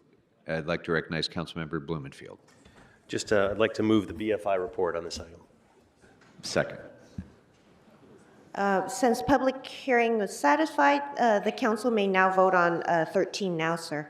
Okay, item 13 is now before us, members. The BFI report. The BFI report is now before us on item 13. Do any members wish to be heard? All right, seeing none, let's go ahead and open the roll. close the roll and tabulate the votes. 14 eyes. All right, very good. Thank you, members. We can go next to the public comment portion of our meeting. So I'd like to ask the clerk and the city attorney to please read in the instructions for comment. Yes, Mr. President. As indicated on the agenda, members of the public wishing to offer public comment should call 669-254-5252 and use meeting ID number 160-535-8466, then press pound. Press pound again when prompted for participant ID. Once admitted to the meeting, press star 9 to request to speak. When it's your turn to speak, an automated Zoom voice will ask you to press star 6 to unmute. Again, call 669-254-5252 and use meeting ID number 160-535-8466, then press pound. Press pound again when prompted for participant ID. Once admitted to the meeting, press star 9 to request to speak. When it's your turn to speak, an automated Zoom voice will ask you to press star 6 to unmute. To people providing public comment, when it is your turn to speak, either at the podium or on the phone, please state which of the agenda items you'd like to speak to. You will have 1 minute per item, up to 3 minutes total for the items open for public comment. We will tell you when your time is up. When speaking on the agenda items, you must be on topic. Our goal is to get through as many speakers as we can. If you are not on topic, or if we cannot tell whether you are on topic, you will get one brief warning from me or the council president. At that point, you need to get immediately and clearly on topic. If you do not do so, or if you again stray off topic, you will forfeit the rest of your speaking time and we will move on to the next speaker. The items that are open for public comment on the agenda are items 1 through 4, item number 12 with regards to the substitute motion, and items 14 through 32. So again, let me repeat. The items that are open for public comment are items 1 through 4, item number 12 regarding the substitute motion, and items 14 through 32. Members of the public may also speak for up to 1 minute for general public comment. During general public comment, members of the public may speak to any of the items or anything else in the city's subject matter jurisdiction. For members of the public calling in, when it is your turn to speak, an automated message from Zoom will prompt you to press star 6 to unmute yourself. If you do not do so, council staff will prompt you once more. At that point, you need to immediately unmute yourself, or unfortunately, you will forfeit your time and we will have to move on to the next caller. Finally, because of a brief time delay between the live meeting and the broadcast, 2 things are important. First, while waiting for your turn to speak, please keep an ear to the phone so you know in real time when it is your turn to press star 6 to unmute. Second, if you're listening to this meeting on another device, please turn down the volume on that device immediately when it's your turn to speak. Between the time delay and feedback, it will cause a great deal of confusion if you continue to listen on your other devices. Thank you. All right, thank you very much. So I'm going to call a number of names. As I call your name, please make your way to the left-hand side of the council chambers, where our sergeants will be able to direct you up to the podium. You don't need to speak in the order that I call you, but please don't line up until I call your name so that we can manage the line a little bit. I would like to let you know that, as the city attorney just made clear, item 5 has been continued for 1 week at the request of Councilmember Rahman. So we will be taking that up next week. Public comment on that item has already been satisfied in any event. You are welcome to, if you signed up for item number 5, you're welcome to speak about it in general public comment. But because there are many speakers and we still have to take speakers on the phone as well, I may not get to everyone. And so I apologize in advance if that's the case, but with general public comment, we can't always take all the speakers who sign up. But we'll do the best to get through as many as we can. So if you can speak, if you can say you agree with the previous speaker, or otherwise we'll be able to take more speakers if you do that. So with that, I'm going to start calling our speakers, starting with Donald Harlan, Jamie Israeli. Somebody who signed up with CCP.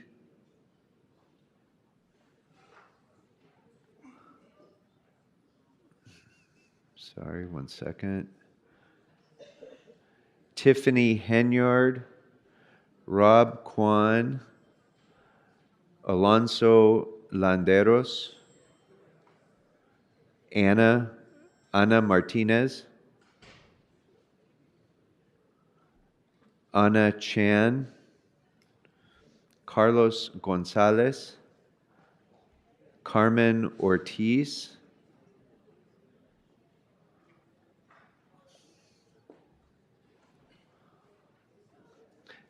Stacy Cigar Bollinger, Esmeralda Negrete,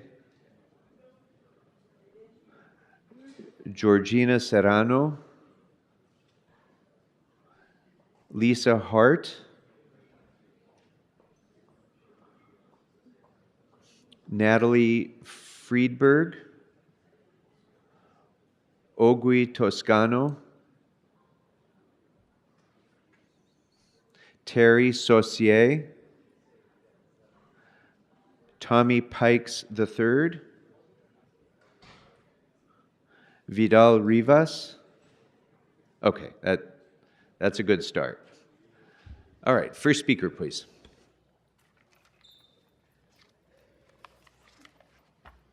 Good morning. So you have 3 minutes for the items and 1 minute for general. Mr. Herman, which name did you sign up under? Well, the first name you called. No, which name did you sign up under? Yes, I signed up as Harlem. Sorry? The name So you just signed up asked me. under the name Donald Harlan? Yeah. Is Donald Harlan here? No, Okay, go ahead. I'm then. here. May I proceed? So you have 3 minutes for the items and 1 minute for general. Please begin with the items.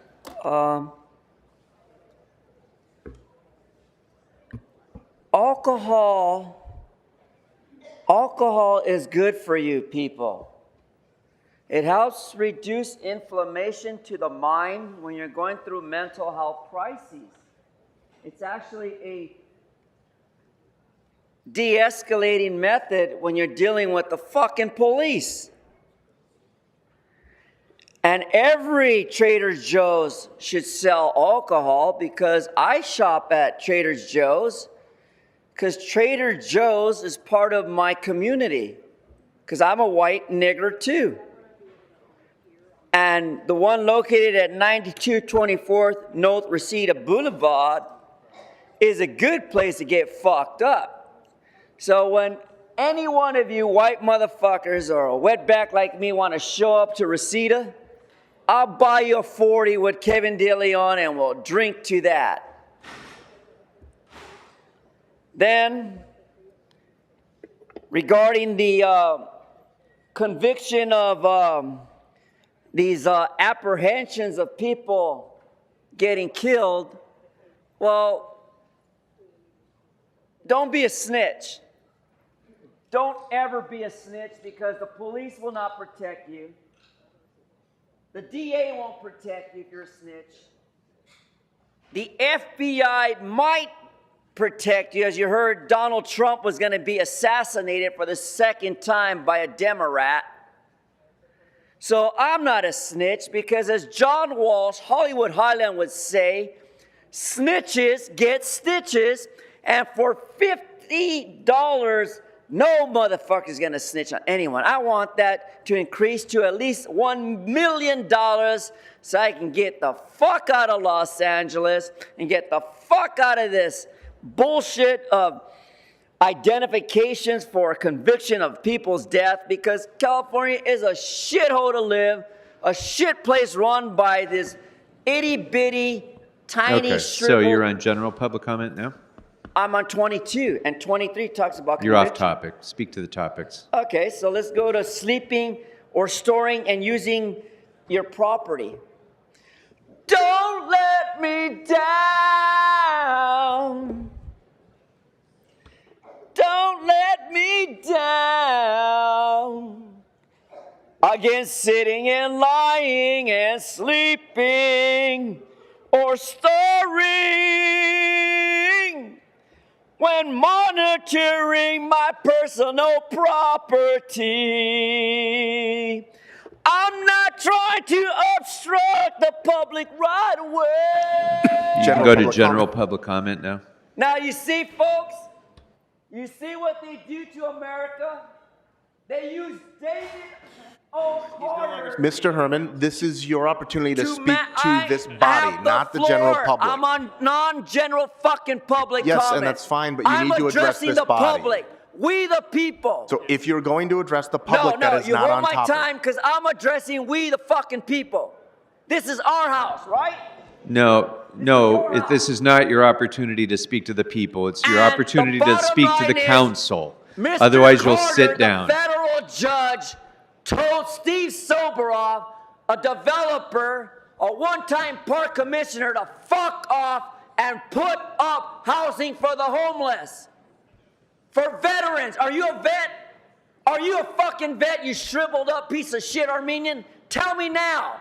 Fuck the Marines, you simplified fucking fag. Fuck you. Your time has expired. Sit down and be quiet. Now, to those who aren't used to hearing these antics, I apologize for some of the language that is used by some of our speakers. It's something we just have to tolerate here in the interest of comment. But I am going to ask everybody, please do not yell into the microphone, as Mr. Herman was just doing, because we have someone here who's trying to translate from English to Spanish and Spanish to English who will wear headphones. And if you yell into the microphone, you may actually damage that person's hearing. So please do not do that. Trust us, we can hear you. Which name did you sign up under? Good morning, City Attorney. Good morning, President Nuri Martinez. My name is Tiffany Henyard, and I would like to speak on item 1, 2, 3, and the general public comment. Okay, so you have 3 minutes for the items and 1 minute for general. Please begin with the items. Start with number 1. 你说最近常想起我的小手和小脚，小手长大后再没有跟你要过拥抱。年幼的我在你背上留下多少欢笑，可现在回家才发现你们悄悄勒弯的腰。多少次把我扶起，转身又摔了一跤，抬头的一瞬间总看到你疼爱的微笑。如今不在你身边，你千万可别摔倒。叫一声爸妈，能有人回答比啥都重要。你说养儿养女为了防老，可你总说自己过得挺好。辛辛苦苦把我养大，我却没在你身边尽孝。你们一定要把自己照顾好，等我等待成为你们的骄傲。看着你们黑发变白发，我怕你们再等不了。是不是我们不长大，我们就不会变老？是不是我们在撒娇，你们还能把我举高高？是不是这辈子不放手，下辈子我们还能遇到？是不是？下辈子我一定好好听话，不再让你们操劳。你说最近常想起我的小手和小脚，小手长大后并没有再和你要过拥抱。年幼的我在你身边留下多少欢笑，可现在回来才发现你们悄悄勒弯的腰。Item number 2。我酿的酒喝不醉我自己，你唱的歌却让我一醉不起。我愿意陪你翻过雪山，穿越戈壁，可你不辞而别，还断绝了所有的消息。心上人，我在可可托海等你。他们说你嫁到了伊犁，是不是因为那里有美丽的那拉提，还是那里的杏花才能酿出你要的甜蜜？ Item number 3。毡房外悠悠驼铃声声响起，我知道那一定不是你。再没人能唱出像你那样动人的歌曲，再没有一个美丽的姑娘让我难忘记。心上人，我在可可托海等你。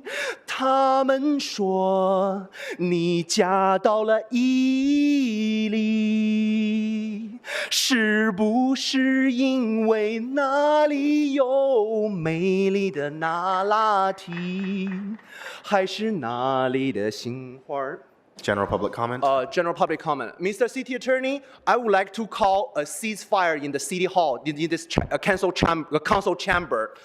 So in the past several weeks, I have here the member of my friend Candido, and then sometimes the friend of the Smoking Skunk.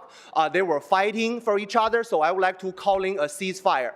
So instead of fighting each other with our own, let's unite each other together. So that Let's has have a nothing to do with the peaceful- jurisdiction of the let's have city a council. peaceful, So speak to an city item that the council- council has city jurisdiction council over. meeting. And then I would like to invite Your all of fan our club has friends nothing to do with the so city we can council. just have a respect each other, have a peace Okay, each other. thank you. Your have a time is respect. expired. Please have a seat. Thank you. Your time is expired. Thank you. Have a seat. Your time is expired. Sit down and be silent. Okay, he's continuing to disrupt the meeting. And for the dozens of people who are here standing in line, waiting for their opportunity to speak, again, I apologize for the delay. We have some people who come here. Mr. Herman, stop it.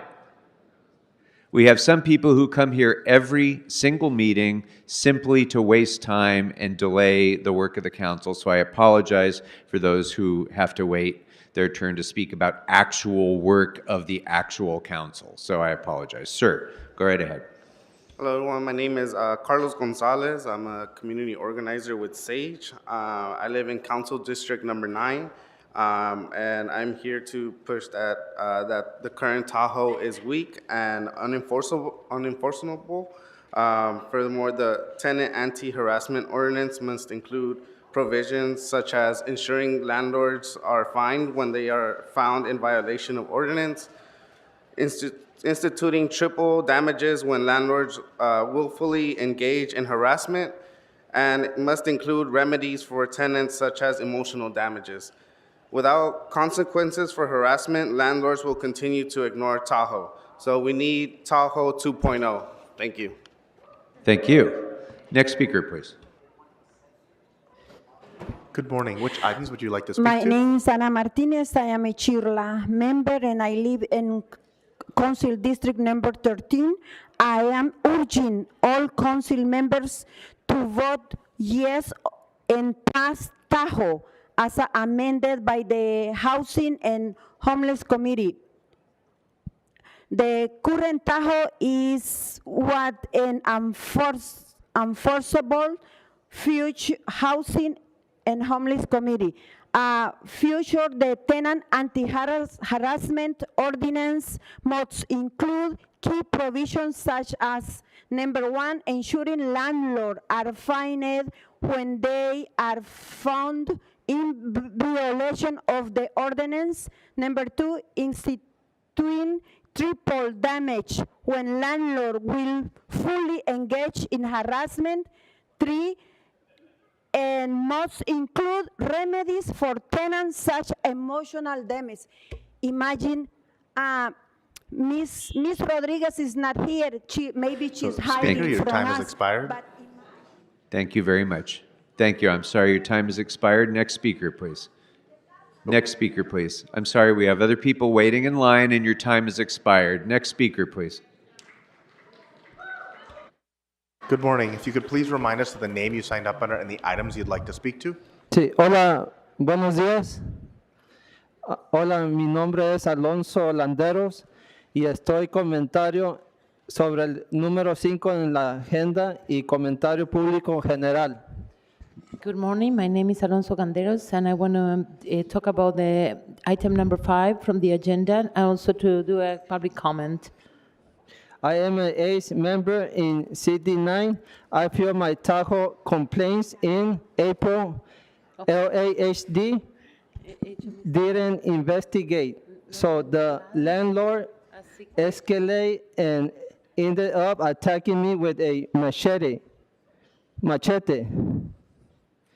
in front of my child.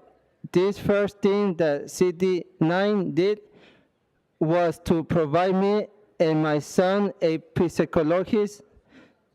Due to the trauma my son and myself are ending. Monica Rodriguez, take back your anti-tenant amendments. How dare you take So, away Speaker, my your rights? time has expired. We have to move on to the next speaker. Okay, thank you very much, Speaker. Next speaker, please. Next speaker. Good morning. If you could please remind us of the name you signed up under and the items you'd like to speak to. Comentario público. I want to make a public comment. So you have 1 minute. Go ahead. Hola, mi nombre es Ana Chan y estoy comentando sobre el número 5 en la agenda y comentario público general. My name is Anna Chan, and I want to make a comment on Vivo en el item 5 and a public comment. El distrito 8, el distrito del concejal McCarthy. I live in District 8. Pido a todos los concejales a votar sí y aprobar todas las enmiendas aprobadas para Tajo, I ask all the council member to vote Para yes el to Comité de approve. Vivienda Señora, y ¿puede esperar a Personas que sin Hogar. traduzca? Porque si no, espera un momentito si la traduzco y después sigue, ¿ok? Quiero que por favor todos voten sí en las enmiendas aprobadas para Tajo. Continúa, señora. La ley actual de Tajo es débil e inaplicable. Además, la ordenanza contra el acoso de los inquilinos debe incluir protecciones claves. Okay, so the law of Tahoe now is not enforceable, and also the ordinance should include them. Sí, continúa, Como señora. garantizar que se multe a los propietarios cuando se descubra que violan la ordenanza. The property owners should be fined when they violate the ordinance. Establecer daños triples cuando los propietarios participan deliberadamente en el acoso. When the property owners are harassing us, they should be also have Yo soy established víctima- like ordinance for harm, emotional harm. Yo soy una víctima del acoso. I am a por mi victim of propietario. harassment from my land owner, from the property manager. Yo creo que no es justo que a 9 de la noche llegue el propietario o llegue la real estate que vendió la propiedad y se me esté acosando seguidamente. Okay, so I'm a victim, and it's not fair that at 9 in the evening the owner shows up, or the real estate property owner, and they come to harass me. Thank you very much. Thank you. Okay, muchas gracias, señora. Next speaker, please. El siguiente, por favor. Good morning. Good morning. If you could please remind us of the name you signed up under and the items you'd like to speak to. Buenos días, mi nombre es Carmen Ortiz y vengo representando a la organización a la cual ellos me están apoyando y ayudando, Okay, Community good. Power Community. Okay, so my name is Carmen Ortiz, and I'm here representing the organization that are helping me, Power Community. Vengo esta mañana para pedirles a ustedes que apoyen la número 5, es contra el acoso del dueño de casa y también por el real estate. Okay, so I'm coming here this morning to request that please support number 5 against the harassment of the property owners and also against the real estate.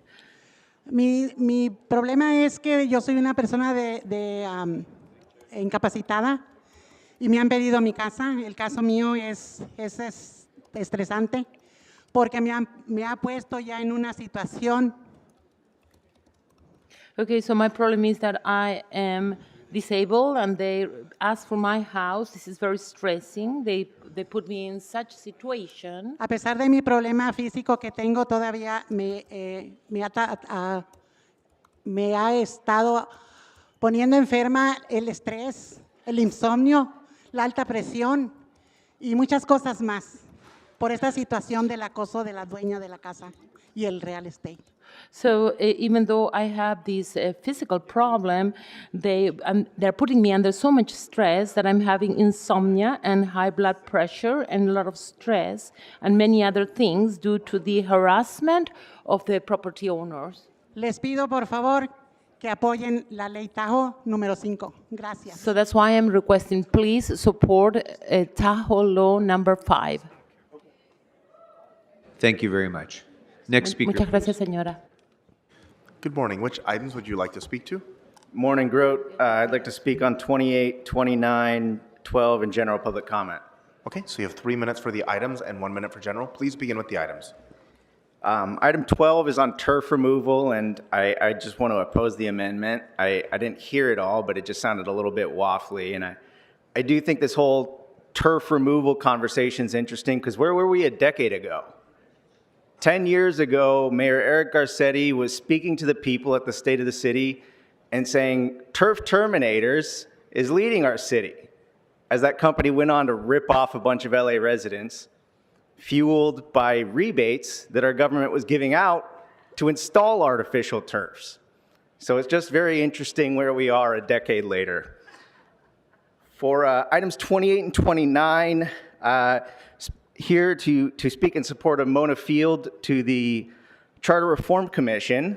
It does not pain me to say this, Council President. That is an excellent choice.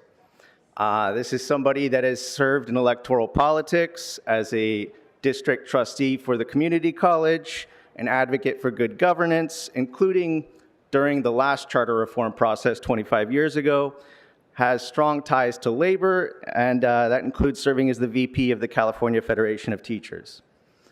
Now, Mr. Stein has made some interesting headlines in his heyday, but I'm so pleased with Mona Field that I'm going to treat this whole thing as a package deal and leave it at that.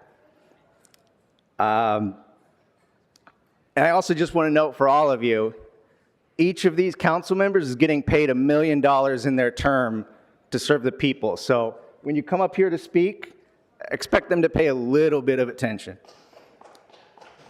For the charter reform process, I'm looking forward to seeing who Councilmember Harris Dawson puts on that commission. I hope you are all involved and don't wait until the commission report comes out. For our last redistricting process, there were a lot of problems with that, but in part, the people and our politicians didn't really get involved until maps started to drop. So please take it seriously. We can look to our most recent experience with charter reform, that border rights, Councilmember McCosker. If you had an extra month, maybe a few meetings, we could have gotten that ironed out. That whole proposal to reduce the number of weekly meetings, I don't have a problem with that, as long as it's put in some proper context. You could have required that we have remote comment at committee meetings, or say that at least once a month we have to have an evening meeting. Those would have been some fair exchanges. So I just hope we approach this charter reform process appropriately. For my general public comment, this is my first time here since July. Now, why is that? In part because I could call in remotely. And this is to the Smoke and Scan crew. I don't agree with everything you say, but I do support the First Amendment.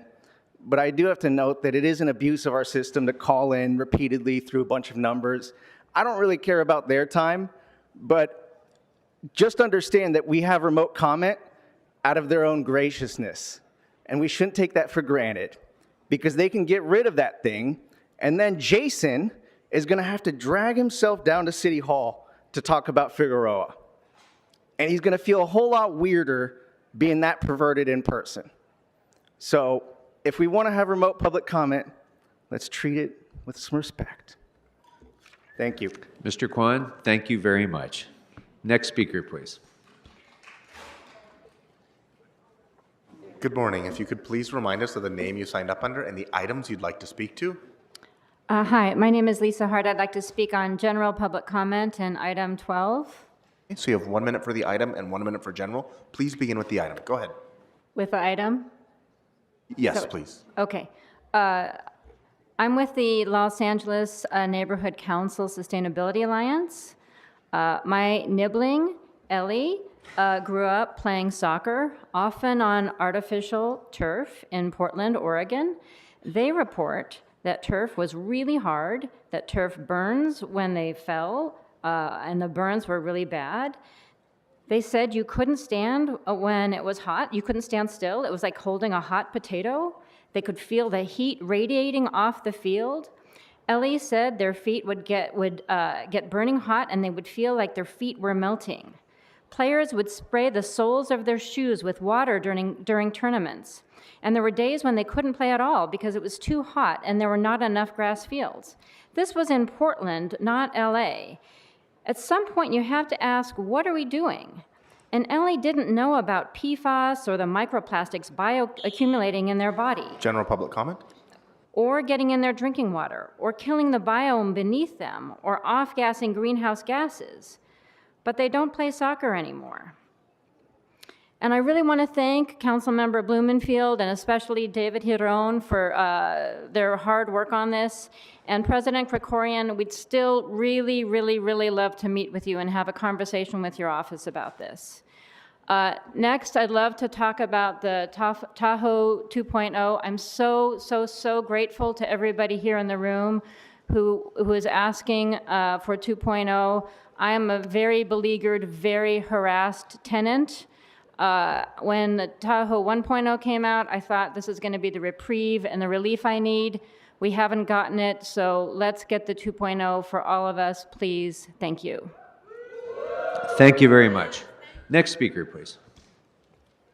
Good morning. Good morning. If you could please remind us of the name Hello, you signed up under. my name is Georgina Serrano with Inquilinos Unidos Community Organizer. Which items would you like to speak to? General comment on item number 5. Okay, so you have 1 minute. Go ahead. In our city, every single day, tenants are harassed. And somebody here say, remove emotional damage. Can you explain me what happened if you remove emotional damage for harassment? We need a strong tenant anti-harassment ordinance. And we need to find the person who is committing this kind of crime sometime, because the rush goes to war, to physical damage our tenants. We continue fighting for the rights for tenants, and I hope you have a heart in your body and you understand how important it is for the tenants you support. Thank you. Thank you. Next speaker, please.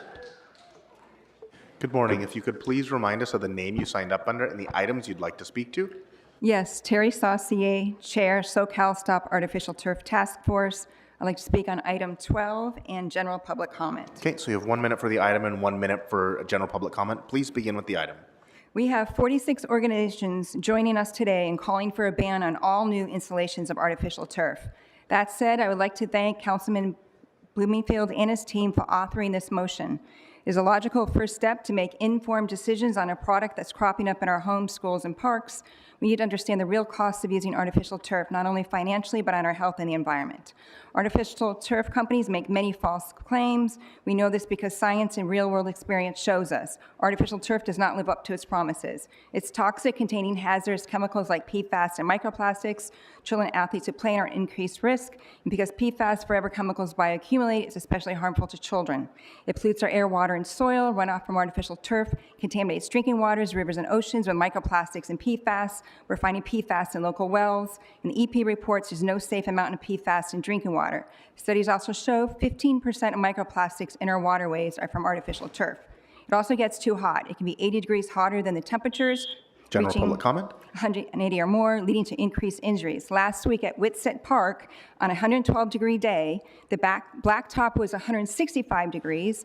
Artificial turf was an alarming 185 degrees. Keep in mind, at 140 degrees, it only takes 5 seconds to get a third-degree burn. Artificial turf is installed in lower income areas. This is an environmental justice issue for those who already have too few cooler natural green spaces. According to the EPA and state, artificial turf is impervious, impeding groundwater recharge, including the risk of flooding. We need natural permeable surface to convert LA into a sponge city. It also contributes to biodiversity loss. It kills the soil microbes and living organisms beneath it, takes away habitat from insects and wildlife. It cannot be recycled. At the end of its 8 to 10 year life cycle, it ends up in our landfill, illegally dumped, or shipped out of state to be incinerated. Do the right thing, vote yes. Thank you. Next speaker, please. Good morning. If you could please remind us of the name you signed up under and the items you'd like to speak to. Good morning, Natalie Friedberg, item number 12. Okay, so you have 1 minute for the item. Go ahead. Good morning, Council President Krikorian, council members. Thank you for the opportunity to speak. I had planned to give you the reasons why you should ban artificial turf today, but then I had a conversation with my brother. He has 3 kids who all play soccer. I told him about this motion and his response was simply, why is this even a question? Don't they know it's bad? And I thought, yes, we do know. We know it's toxic. We know it sheds billions of microplastics into the environment and the water. We know it gets hotter than grass or soil. Do we know everything yet? Probably not, but we know enough. What I will say today is this: we know enough to do the right thing. This motion is asking us to study plastic grass and to continue installing it in the meantime. This is backwards and dangerous and potentially opens the city up to liability. We should instead put a temporary moratorium on installations of artificial turf until we have third-party studies showing that it is safe, especially for kids. My brother finished by saying, I would never let my kids play on that stuff. I don't think we should let anyone's kids or grandchildren play on it until and unless we know it's truly safe. General, President Krikorian, this may be my last chance to speak to you here in City Hall, so I would like to thank you. You have done so much good work on sustainability, including on plastics, and I have stood proudly beside you as you announced nation-leading votes on plastics pollution. Thank you. Last week in committee, motions on PFAS and the Comprehensive Plastic Ordinance were approved. A ban on plastic grass is the natural next step. I hope that you will consider at least a temporary moratorium and protect your legacy. Thank you. Thank you very much. Next speaker, please. Buenos días, mi nombre es Esmeralda Negrete, soy miembro de CPC. Good morning, my name is Esmeralda Negrete and I'm a member of CPC. Y estoy aquí para pedir que apoyen, por favor, el punto número 5. And I'm here to request that please support the item number 5. Yo pasé un desalojo y fue algo muy frustrante y emocionalmente me sentí muy mal de ver que me estaban desalojando. I went through an eviction and this was really bad, very frustrating, and I felt emotionally very bad when I had to go through all this. Viví por 10 años con acoso del dueño y creo que eso no es justo. For 10 years, I lived under the harassment of the owner. I think this is not fair. Esto ha sido por toda la vida, el acoso y el miedo a que nos desalojen. Les pido por favor que tomen en cuenta que somos seres humanos y no porque ellos sean dueños tienen más derechos que nosotros. Necesitamos respeto. Por favor, apoyen ese punto. So please, señora, permítame. So so we live I lived all my life with this fear that we're going to be evicted. So please take into account we are human beings, and so and not because they are owners, they can disrespect us. So please, continúe, señora. Ustedes tienen el poder en sus manos para que esto pare, por favor, porque esto nos daña emocionalmente y estamos cansados. Encima de que se benefician con las rentas tan altas, tenemos que sufrir el acoso día con día. So you have the power in your hands, so please make this stop because it's emotionally damaging for us and we have to live with this every day. Thank you very much. Muchas gracias, señora. Before our next speaker comes up, I'm going to call a few more names. So I'd like to call Bob Claster, Diana Wolke, Audit LA, Robert Smith, Noah Ruiz, and Andrew Graebner. Good Buenos morning. días, mi nombre es Ogi Toscano y vivo en el Distrito 10. Good morning, I'm from District 10. My name is Oli Toscano. Estoy aquí para pedirles que voten a favor de Tajo 2.0 porque es algo muy importante y muy necesario. I'm here to request that you please vote in favor of Tahoe 2.0. It is very important and very necessary. También quiero decir a la concejal Mónica Rodríguez que usted hizo muchos cambios a última hora. I also want to tell Councilwoman Monica Rodriguez, you made too many changes at the last moment. Y hay tres cosas que necesitamos que se incluyan porque son muy pertinentes, son muy necesarias. And there are three things that we really need to be included. They're very pertinent and they're very necessary. Una de esas es una solución para daños emocionales. The first one is a solution for the emotional damage. La otra es multas para los propietarios que acosan a los inquilinos. The other one is to find the property owners that harass the tenants. Pero también daños triples a los propietarios que se encuentran deliberadamente acosando a los inquilinos. And to the multiple fines, triple the fines for those property owners who are on purpose harassing the tenants. Como inquilino en la ciudad de Los Ángeles, yo he sufrido bastante acoso y por mucho tiempo. As a tenant in the city of Los Angeles, I've suffered for so much harassment for so long. Y ya estoy cansado de esta situación. And I am tired of this situation. Por eso les pido a todos los concejales que voten lo más pronto posible. Yo no sé por qué. Hoy se iba a votar y ya no se votó. So I'm asking the council members to vote as soon as possible. I don't understand why they were going to vote today, but still didn't vote.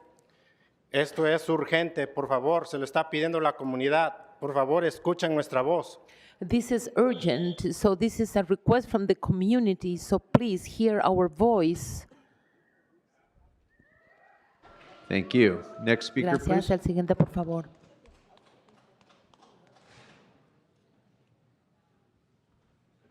Good morning. If you could please remind us of the name you signed up under and the items you'd like to speak to. Good morning. I signed up under Audit LA. I would like to speak on public comment, and I forget the numbers. I think it's 5, 6, 7. I'm not sure, but I'll do it within my time, and I'll do my best to stay on point. Okay, so item number 5 is not open for public comment, but you can speak to it during general. So let's start with general. Go ahead.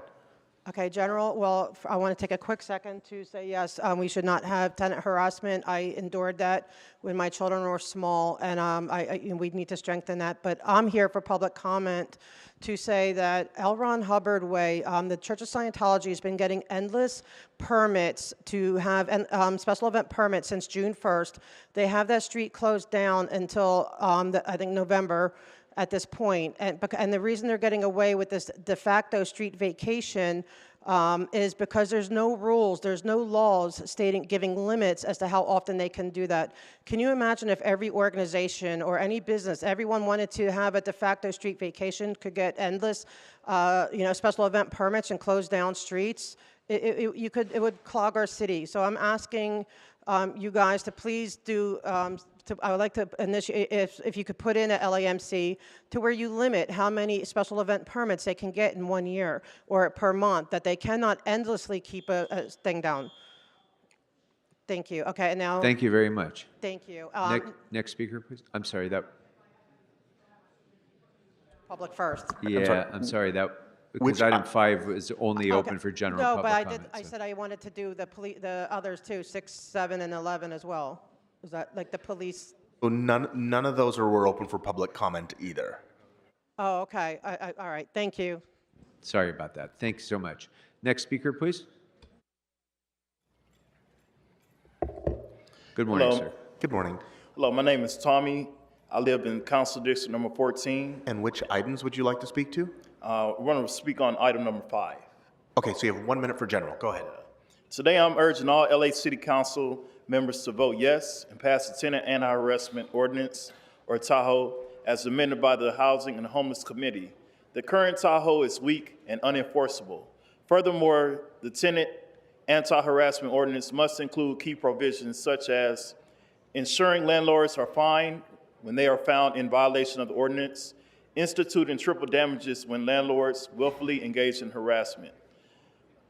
They must include remedies for tenants such as emotional damage. Without consequences for harassment, Landlords will continue to ignore Tahoe. General comment.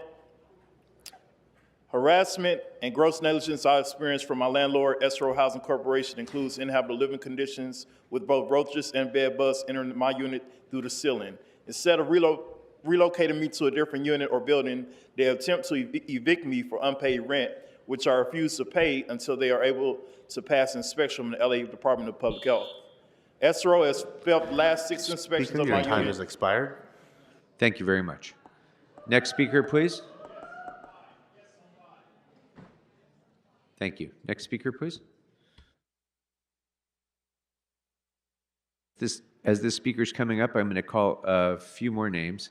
Estella S., David Keishjan, Jenny Colon, Marisol Gonzalez, and Miracle McKinney. Good morning. And before the next speaker begins, Speaker, I know last time you had talked about potentially assistance. So if you let the sergeants know ahead of time, we can make sure that you have a microphone available so you don't have to They walk did up to the offer podium. me. They did offer me, and I did attempt the phone lines. It didn't work. No worries. So which I items couldn't would you like waste- to speak to? Thank you, though. Public general comment. So you have 1 minute. Go ahead. Voy a utilizar esto, voy a decir esto en español, esperando que esta vez que me escuchan. Sus oficinas recibieron este fin de semana una propuesta para el desarrollo del programa de valor. This week, your offices received a proposal for the week of the values. El objetivo del desarrollar un modelo comunitario para aliviar y consolidar esfuerzos y recursos para una sociedad que lo necesita. This is a model or a draft, a community one, to collaborate with all the efforts and resources that we all need. Muchos de los desafíos que enfrentan las personas y los residentes en esta ciudad se puede aliviar con esta propuesta. Many of the challenges that many residents and people are going through can be solved with this proposal. Llamé a cada una de sus oficinas ayer pidiendo una respuesta para no llegar hoy, pero sí me están ignorando. I called every single one of your offices to get an answer, but I'm being ignored. No, y como he dicho, tengo dolencias. Su falta de respeto está dañando directamente mi bienestar, señor Soto Martínez. And like I had said before, I am in pain, and the fact that you're ignoring me is damaging my well-being, Mr. Soto Martínez. No ha pedido nada más que tener el dolor y la oportunidad de apoyar a mi ciudad. Por favor, responda. The only thing that I have requested is to be able to support my city. I please ask you to reply. Thank you very much. Next speaker, please.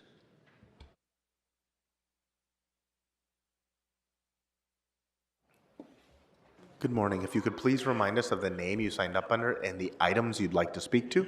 Yes, public comment, and item 12 is the turf item. Yes, so you have 1 minute for the item and 1 minute for general. Please begin with the item. Excellent, thank you very much. My name is Bob Claster. I've been working with the city of West Hollywood, where just last night we persuaded them to abandon their plan to install artificial turf in our dog park. After exhaustive research, we learned that the scientific consensus is unanimous. There is no safe artificial turf. The safety claims of these petrochemical companies are deceptive, dishonest, and no more credible than the statements the tobacco industry used to put out claiming that cigarette smoking is safe and non-addictive. The thing about carcinogens is that you have no way of knowing which was the one that got you. The prudent thing is just to minimize contact with them as much as possible, both for ourselves and for our loved ones and our children. Congratulations to the City of Los Angeles for leading the way on this crucial issue. Thank you. Thank you very much. Next speaker, please. Good morning. If you could please remind us of the name you signed up under and the items you'd like to speak to? Diane Wolke, Board Member, Safe Healthy Playing Fields, General Public Comments, and item 12. Okay, so you have 1 minute for the item and 1 minute for general. Please begin with the item. 8 states now have laws on the books regarding synthetic turf. 3 have active bills. 2 cities in California have bans, and 2 other cities, in addition to LA, are moving in that direction. Los Angeles has taken appropriate action on banning single-use plastics and moving to protect its water from PFAS. Synthetic turf is made from the same materials as plastic bags and straws, with additional chemicals of concern. Signed affidavits and industry-sponsored testing will not protect Angelino's rights to clean air, water, soil, human and environmental health. Never trust testing results from anyone with a vested interest in selling you a product. Do we believe academic and independent researchers at Notre Dame, Yale, New Jersey Institute of Technology, Wayne State University, PEER, the Ecologia Center, or the plastic turf industry?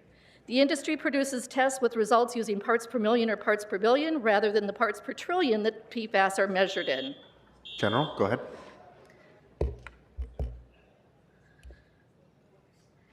They use test methods not appropriate for plastic. They set detection limits intentionally high to avoid detection and often do not use appropriate techniques to age the plastic carpet and shock pads to reveal chemical leachate over time. The California Coastal Commission and the Department of Toxic Substances Control have seen through these deceitful tactics and followed the science. Of more than 16,000 chemicals used in plastics, less than 1% can be considered non-hazardous. PFAS is but one of these classes of chemicals. PAHs, VOCs, PCBs, endocrine disrupting and neurotoxic phthalates, bisphenols, micro and nanoplastics, heavy metals, flame retardants, antimicrobials, UV stabilizers, and colorants are all used in plastic turf.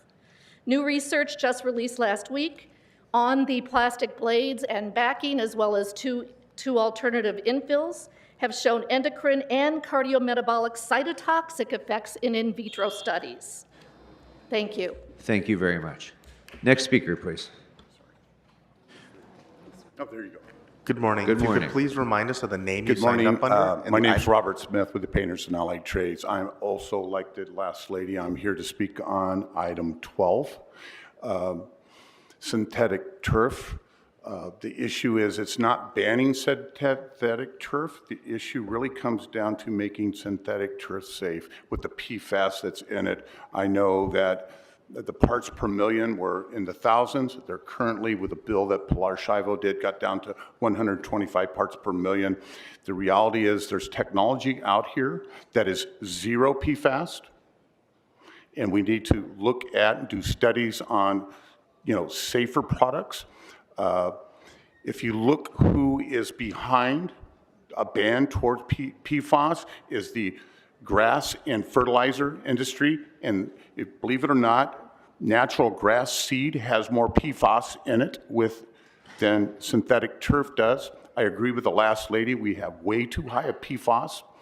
Currently, we live in an area that is drought. We need to conserve water. If I may, just finish General? off Yeah, with... you have 1 minute for general public Okay, comments. thank you, Paul.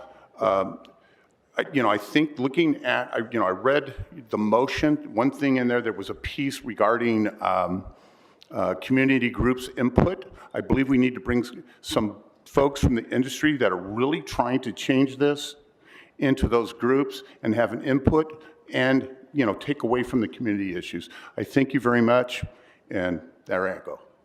Thank you very much. Next speaker, please. Good morning. If you could please remind us of the name you signed up under and the items you'd like to speak to. Good morning. My name is Noah Ruiz with the Painters and Allied Trades, District Council 36. I'm here to speak on item 12. I just wanted to say I support the motion. Go ahead. You have 1 minute. No, that's all. I just wanted to support the motion. Thank you. Thank you very much. Next speaker, please. Good morning. All items, general public comment. If you knew how to do your job, you would have seen that on the screen. Okay, so you have 3 minutes for the items and 1 minute for general. Please begin with the items. All right, so we have item 12. Now, I'm not necessarily saying we need turf, but it should be at least noted that some people are allergic to grass, so we should just keep that in mind when. I'm not saying go with turf. I'm not necessarily saying go with grass either. Just come up with something else if we have a problem with turf. Now let's move on to, we got Walk of Fame stars. We have 17, 18, and 19 are all Hollywood Walk of Fame stars. You can put those stars on the Hollywood Walk of Fame on the sidewalks that you're not repairing, so people trip and fall and sue the city, and then the city pays out more in liability lawsuits for these Walk of Fame on the sidewalks where these Walk of Fame stars are. So why don't we come up with some other stuff to do with the sidewalk while we address those issues, and then we can move on to Hollywood Walk of Fame stars. We have 20 from City Staffer B for keeping funding for the Northridge Park to keep it open through September 29th. Yes, that's right. We're doing another one of these motions. We keep the parks open for just another week or two. It's already September 17th, so this really isn't much of an extension. You know, why don't you just do this? Fund the pool year-round for the most part, maybe close it around November, December for annual maintenance, and maybe open it again around March or April. But otherwise, the pool should be open, and it should be a service for the community. We have 21, that's funding from Monica Rodriguez for lighting up City Hall for lights on after school on October 21st. There's $1,400, almost $1,500 for lighting up City Hall for this event. Why don't you use this fund money for actual after-school programs? You could use that $1,400 for after-school programs instead of lighting up City Hall. We have 22 reward money for snitches from Marquise Harris Dawson. We have 23. Another 4118 motion. No on the 4118 motion. As you all know, as it said in the report that you got, 4118 is not getting people housing. It is not getting people services.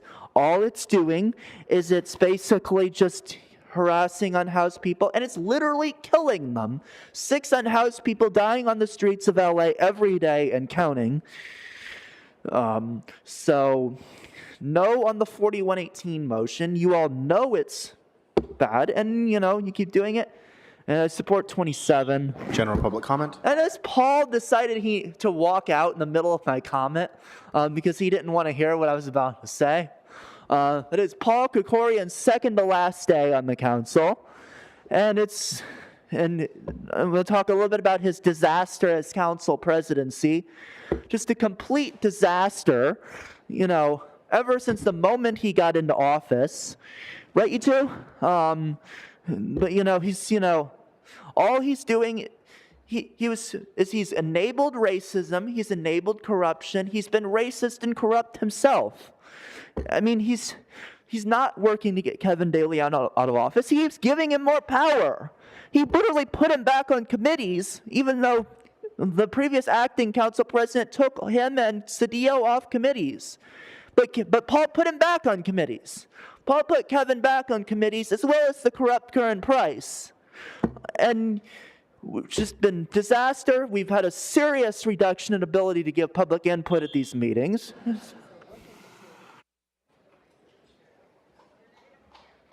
Good morning. David Gaishan, speaking for general public comment, please. Okay, so you have 1 minute. Go ahead. David Gaishan, representing the Apartment Associations of Greater Los Angeles. Harassment is unacceptable, whether perpetrated by housing providers or renters, and the city must take action to safeguard all residents. The current ordinance is blatantly one-sided, ignoring the reality that housing providers are often targeted by tenant activists at their homes while taking their children to school and even at places of worship. We strongly urge the City Council to address this imbalance by incorporating the 7 anti-harassment provisions advocated by AGLO. Until the City Council provides equal protection to all residents, people will continue to live in fear for their personal safety. Also, AGLA strongly opposes the change in the language in Section 1N that would remove the discretion rightfully within the authority of the court of law. Only the court has the necessary facts of each case to determine what damages are appropriate and fair based on the totality of all actions by both parties. It is wrong for the city to attempt to micromanage a court of law and replace the authority and proper role with the city's blanket requirements. We urge the City Council to retain the current language using may instead of shall. Thank you for your time. Thank you very much. Next speaker, please. Good morning. If you could please remind us of the name you signed up under and the items you'd like to speak to. Hello. As a reminder, my name's Estella with Gadfly Herald. So glad Krikorian could come back for this. I will be speaking on item 23 and general public comment, please. Okay, so you have 1 minute for the item and 1 minute for general. Please begin with the item. This is the U.S. Constitution. Krikorian, you should give it a read. It's pretty good. Now, for item 23, 4118 is a violation of, let's see, Amendment 4. What is that? The right to people to be secure in their persons, houses, papers, effects against unreasonable searches and seizures shall not be violated, and no warrant shall be issued until upon probable cause. What else does it violate? 4118 violates the 14th Amendment. What does that say? No state shall make or enforce any law which shall abridge the privileges or immunities of citizens of the United States. You are violating the U.S. Constitution. I'll go to my general public comment, please. Okay, Thank you have 1 minute. Go ahead. A poem about Los Angeles City Council constitutional violations.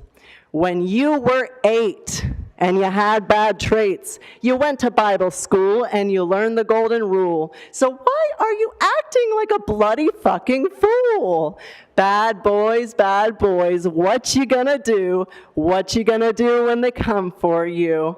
You chuck Rule 12 on him. You chuck Rule 12 on her. You chuck Rule 12 on your mother. You chuck Rule 12 on your father. You chuck it on the people. You chuck it on me.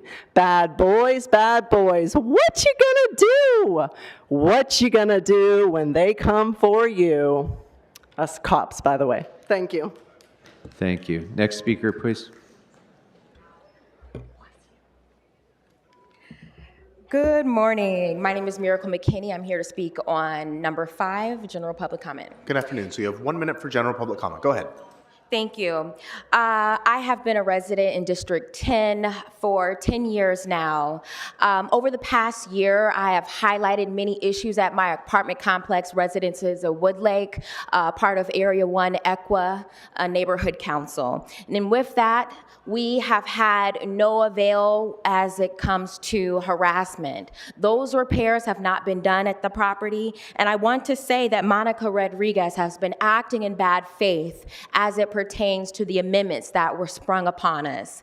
With that, I'm asking you, City Council, to vote yes on number 5. Today is National Voter Registration Day. We are the voters that have put you all in place, and we have taken the time for weeks and weeks and weeks to make sure that our voice was heard at the Housing Committee. So please make sure you vote yes on the amendments that we've had put place. And Monica Rodriguez, please remove your amendments. Thank you. Thank you very much. Next speaker, please.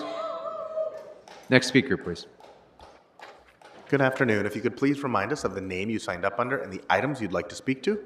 Good afternoon. My name is Jenny Colon, and I signed under public comment and item number 5. So you have 1 minute. Go ahead. My name is Jenny Colon, and I'm a member of ACE, and I live in CD6. I have my own lived experience of harassment. Ms. Rodriguez, I am a minority, Latina like so many here. Don't we count? Clearly not, because you're not even looking at me, Ms. Rodriguez. Shame on you. Triple damages, minimal penalty, and emotional damages are critical to tenants facing harassment. I kindly ask Ms. Padilla for your continued support as you've expressed it in the past. In the interest of transparency, I further demand that the council vote today to publicize the confidential legal memo from the city attorney regarding Tahoe, so tenants can weigh in and inform over deliberations. Can you do so now, today? Public council, are you paying attention? Clearly not. Thank you. Next speaker, please.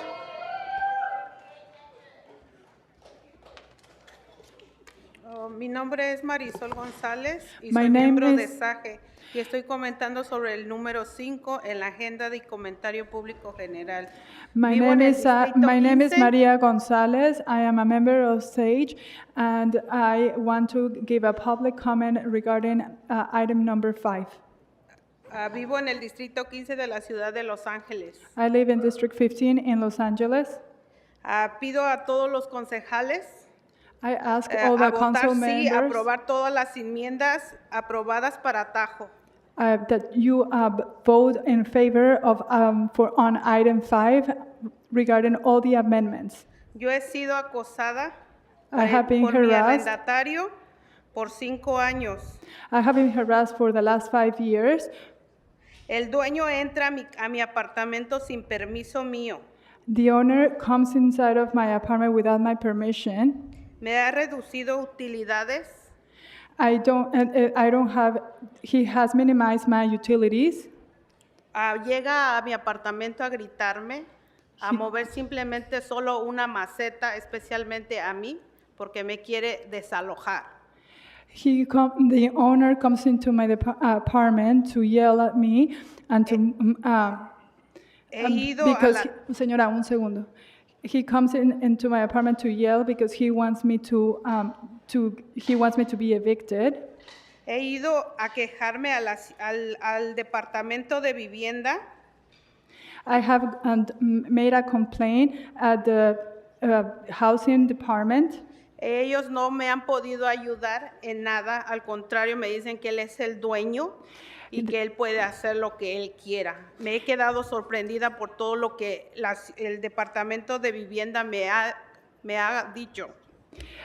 Even though I have complained with the housing department, they have not been able to help me. The opposite, they have said that the owner has all the rights to do whatever he wants. I have been very surprised to learn that the housing department has not been able to help me. ¿Por qué no están haciendo su trabajo como lo tienen que hacer? Why are they not doing the job that they're supposed to do? Gracias. Thank you. Thank you very much. Next speaker, please.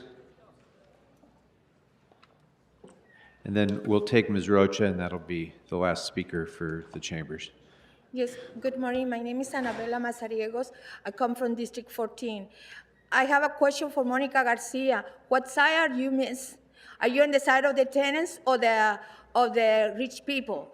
I'm talking about Tahoe ordinance, because I was there 2 weeks ago in a meeting, and you were striking so many things of what the people need, because if we need to reform this ordinance, it's because the people are suffering. Mental disabilities are happening because landlords are harassing too much, and you guys are not paying attention. Please, people need homes. Home is a basic need. And we're being harassed. If you're a tenant, not everybody has the fortune to buy a house. So we need tenants. We need to maintain people in house. Please accept this and vote yes on this Tahoe. It's very important. But I'm very disappointed about you, Ms. Rodriguez, because it seems like you don't care for the community. You don't care for us. All right. Thank you very much. Thank you. Next speaker, please. Good afternoon. Which items would you like to speak to? 27 in general. Okay, so you have 1 minute for item number 27 and 1 minute for general. Go ahead. I live in CD1. My name is Susan Rocha. I'm fighting for peace and quiet in my own home. Divine Savior Catholic Church has 4 bullhorns that blast tape recordings of my house several times a day, every day, even though there's no church services and not a soul I don't see around. how this is related to item number that's- 27. Okay, So actually, please, that went to general. Okay, let me go back to Okay. 27. 27 is First Amendment. We should not limit First Amendment no matter what the cost. No matter who's offended or who's not, we should never stop First Amendment. Divine Savior tried 2 times to stop my First Amendment because I hold a sign on the corner protesting their noise. Twice they took me to court, twice they lost. That's really disgusting, and people should support First Amendment. so I I'm don't going see to ask that you Hernandez stick to supporting First 27, or I'm going to Amendment. move you to general. What's that? I'm going to ask that you please stick to item number 27, or I'm going to move you to general. Okay, well, that was 27. You want me to move to 27? No, go ahead and do your general public Okay. comment now, please. Okay, That was my First Amendment that they took me to court and they lost Okay, 2 general times. public comment. Okay, general is. Yes, go ahead. Okay, I want the city attorney to stop fighting my factually innocent case. 4th try in court, in appeal court, not guilty is not good enough. I'm asking for the city attorney to stop. You know Divine Savior Catholic Church members lied, and that was proven by my not guilty. Stop fighting my factually innocent case, which I will never stop till I get to the Supreme Court or wherever top court there is, because this is not right.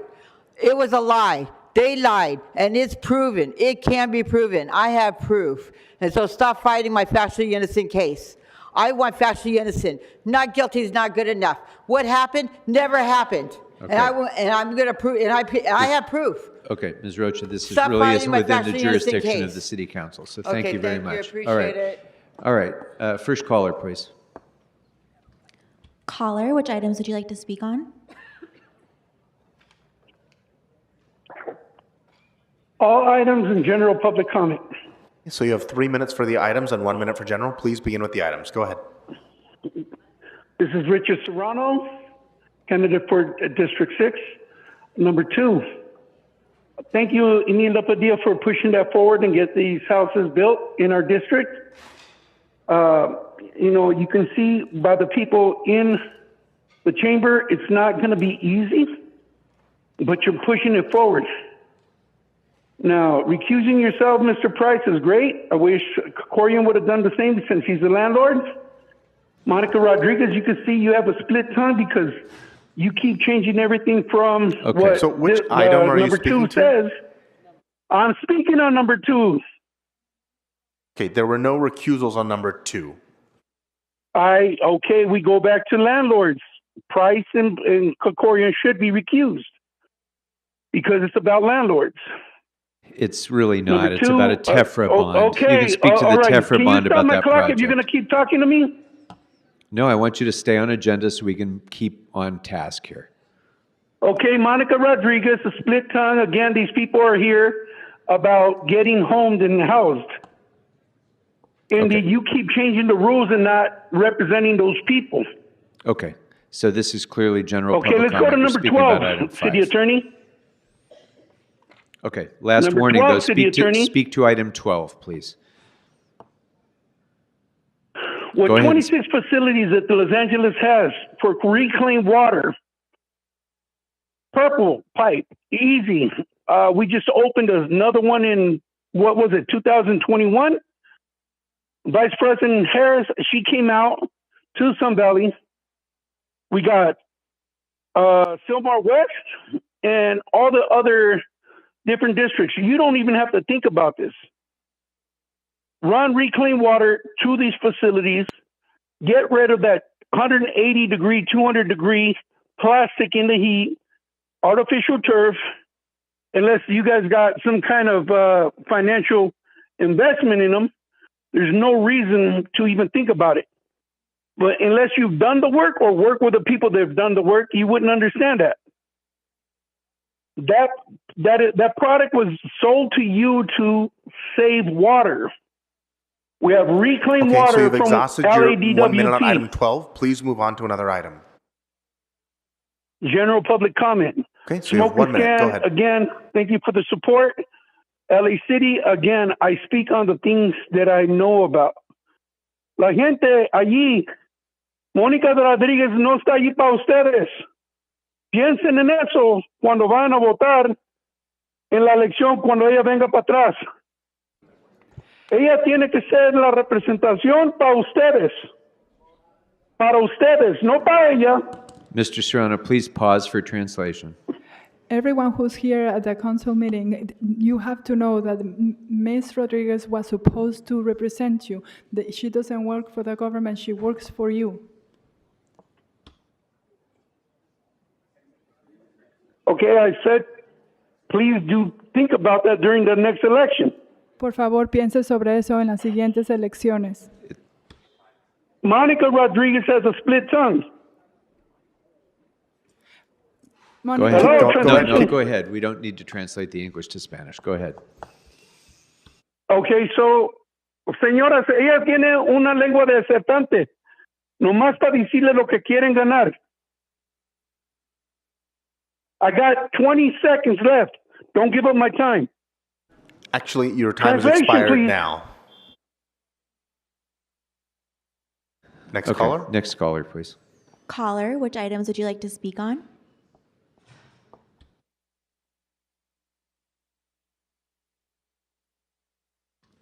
Go ahead, caller. Caller with the last four digits 9809. Which items would you like to speak on? Caller with the last four digits 9809. This is your last opportunity to speak. Please press star 6 to unmute. Okay, we're gonna have to move on to the next caller. Caller, which items would you like to speak on?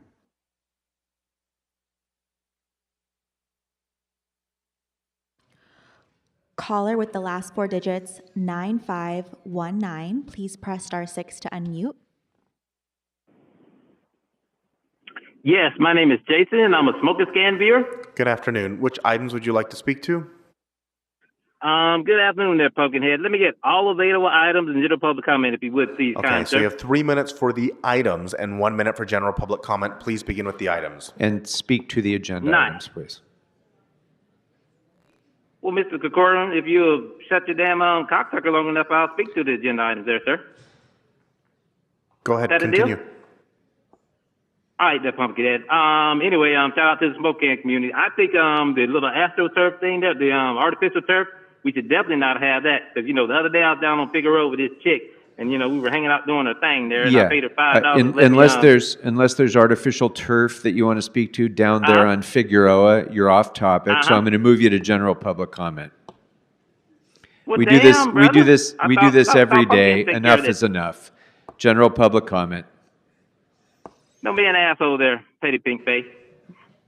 Anyway, shout out to the smoke can community. Anyway, as I was saying there, Miss Rodriguez, my man was talking about a little earlier there. I want to kind of check out that split tongue situation, to see what she's really working with there. But anyway, I was down on Figueroa with this chick, and I paid her $5 to let me What you did get her on back to her Figueroa place. really is not within the jurisdiction of the city council. So your time's Well, you don't expired. take- Your time's expired. Next caller, please. Caller, which items would you like to speak on?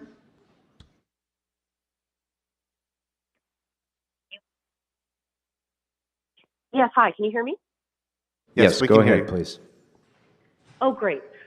Yes, I'd like to speak to agenda item number 12 and use the 1 minute general public comment.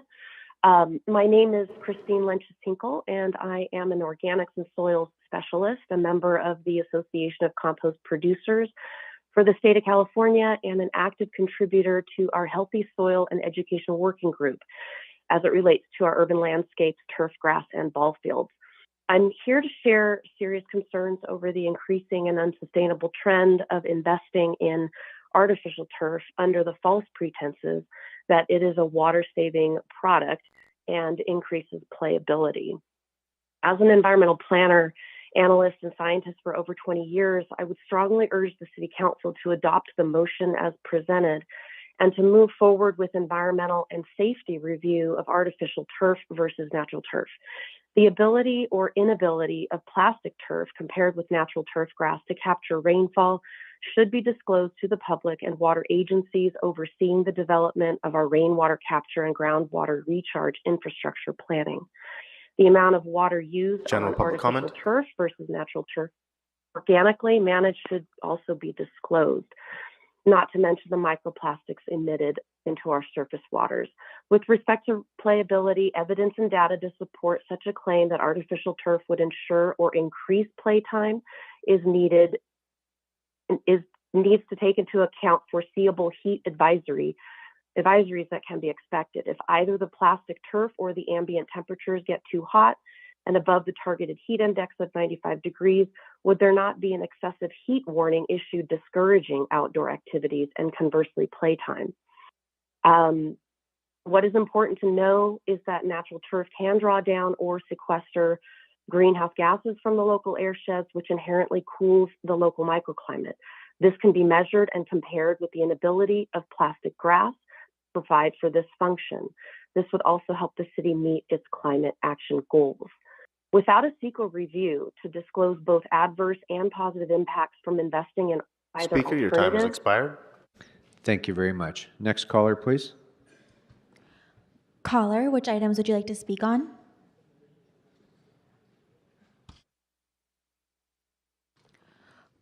Caller with the last four digits, 1403. I see you're unmuted. Which All items of general comment. Okay, so you have 3 minutes for the items and 1 minute for general. Please begin with the items. Go ahead. Thank you, Dirty Armenian. I support the AstroTurf. Why is that? Because when you're down there in 77th and Fig and you have AstroTurf, there's less scraping when you're doing your duty. All right. Move on to your next item. Yes, you know what I'm talking about there. And of course, 4118, I fully support it. Why can't UNISIS do 4118 over at, what's it start? Carondelet and San Marino. Carondelet and San Marino, where there's a gang takeover. UNISIS do it. I wrote 4118, I designed 4118, and I created it with the help of Satan herself. Gracie Beach Park, let's give her a hand. Oh. Yes. And also, I couldn't do it without Moni Cow, which is spelled MONICOW, because she's a big fat slob. So again, people, 4118 works. 4118 liberates. And 4118 can stop human trafficking. We should put a 4118 zone on 77th and Fig, for example. So Jason doesn't have to be bothered by those prostitutes, and Rob Corn doesn't have to dream about it. 4118 is the solution. Okay, move on to your next item. Problems. Okay, what's the next item? Item 98. Item 98 I'm against. Fuck item 94. Fuck item 91. Item 90 I support. Sorry, I'm hearing numbers in the 90s. You know what? Not Just 90 items. Mr. Spindler, move on to your general public comment. 1 minute for general public comment. Yes, it's the end of the reign of the filthy, dirty, pink-skinned Armenian terrorist known as Paul Martin Krikorian. Let's give everybody a hand. Oh, now, we're going to put that pumpkin-headed, dark-skinned, bull-headed, shiny-headed cocksucker on there on Friday, and we'll be there. As we take the gavel away, and Paul Martin Krikorian has to deal with his double suspended bar license and see if he can get it back. You dumb Armenian. And remember, everybody, Jason is fighting for your right for $25 blowjob. All right, that's enough. That's enough. He's done. All right. We'll take one more caller. Caller, which items would you like to speak on? Oh, hello. Oh, hello, Yes, hello, which hello. items would you like to, we can hear you. Which items would you like to speak to? About time. I've been waiting out here for hours. This is Herbie for the Dirty. Also a smoking scan viewer. Okay, start speaking to the agenda item or go to general public comment. Calm down, calm down. You don't need to do, both don't need to get off of Which pains items? in a wad. I'll do all general, just general public comment. Okay, so you have 1 minute. 'cause Go ahead. It doesn't really fucking matter what we say about the items because you're all going to vote yes on the items, and then you're going to do the tabulation of the roll, get current price back into the council hall, and then do tabulate the votes where it was council votes, and see all yeses on the screen, just like every fucking day. Because you know why? Because the Democratic Party is for the people, by the people, of the people. It hasn't changed since the inception of the Democratic Party. And the Democrats did not overturn the Jim Crow laws in the South. They forced Asians to be in internment camps during World War II. They also created the KKK to suppress Republican votes. And they say the Republican Party is the bad parties, the ones that make people suffer. No, it's the Democratic Party because they want all your money, 100% of your income to their corporate greed. And, All right, thanks very much. That will spend- close public comment on all agenda items and close general public comment. Madam Clerk, what is next before us? Council may now vote on items 2 through 4, 14 through 22, 24 through 29, 31 and 32, sir. All right, those items are now before us. Do any members wish to be heard on any of those items? Seeing none, let's open the roll, close the roll, and tabulate the votes. 15 ayes. Mr. President, there are requests for item 8, 31, and 32 to go forthwith, sir. Without objection, that will be the order. Next, Next would be item number 1, and that was a motion, Lee Hernandez, to grant the application. very good. That item is now before us. Do any members wish to be heard on the item? Seeing none, let's open the roll, close the roll, and tabulate the votes. 15 ayes. Very good. Thank you. We can go next to item number 12, which was the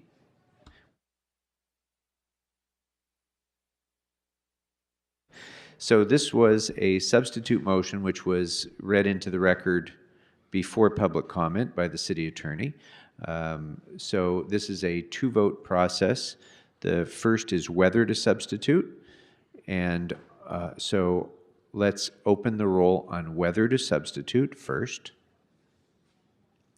Close the roll, tabulate the votes. 15 ayes. Okay, the substitute motion is now before us, and I'd like to recognize Councilmember Blumenfield. Great. Thank you very much, Council President. Colleagues, I'd like to ask for your aye vote on this item and the amendment that is circulating the substitute amendment that we just put forward with Council President Krikorian. And I want to start by thanking Council members Yaroslavsky and Hernandez for their support for pushing this matter out of committee so that Los Angeles can make an informed decision about artificial turf. I introduced this motion because while plastic petroleum products may have been used with the best intentions, as some of the speakers talked about, we even pushed them a number of years ago. In recent years, the science on the material used not just on these products, but on many plastic petroleum products has shown alarming issues with leaching chemicals that have in some instances found their way into our groundwater sites up and down the state. Here in Los Angeles, our own LADWP detected some of these chemicals in inactive wells, but fortunately not yet in our drinking water. I see this motion as part of our efforts to bring order to the growing amount of plastics that are within our city. Just last Friday, the Energy and Environment Committee heard a day of reports from city agencies on our plastic reduction policies, our microplastics, otherwise known as forever chemicals, or PFAS, and we learned that either these never fully break down or they remain in hard to dissolve forms within our water due to pollution with all sorts of difficult and troubling environmental and health effects. This motion is in line with those efforts. And specifically, what this motion is about with the amendment is to get the city to take a focused look at the synthetic grass and natural fields for recreation with a focus on health and safety first and foremost, but also on water use, maintenance, and with the goal of making sure we're not reducing recreation. The amendments we've introduced clarify that our city agencies will study this issue deeply in order to help us make an informed decision, that we're serious about ultimately regulating what is now a completely unregulated product and industry, and that we will work with partner jurisdictions to increase the data sets and improve the region's access to recreation, all the while working with leading academic institutions, the state, and others to have an independent look at all of these questions. In sum, this is a common sense way to deal deliberatively with an environmental health problem that is plaguing us. And this is the important step toward that. I also want to, there's a lot I want to say, but I do want to make sure that I thank the hundreds of people that sent in comments to the council file, the folks that came and spoke today, including 20-plus neighborhood councils from every part of the city, the Neighborhood Council Sustainability Alliance, all of whom supported this measure. And we had organizations from the Five Gyres Institute, those are the folks that focus on trash in the ocean, the Sierra Club, Theodore Payne Foundation, various medical associations that are warning us about the artificial grass products and their harmful effects. A lot of folks have been focused on this issue because it's an important issue that affects all of us and affects our kids.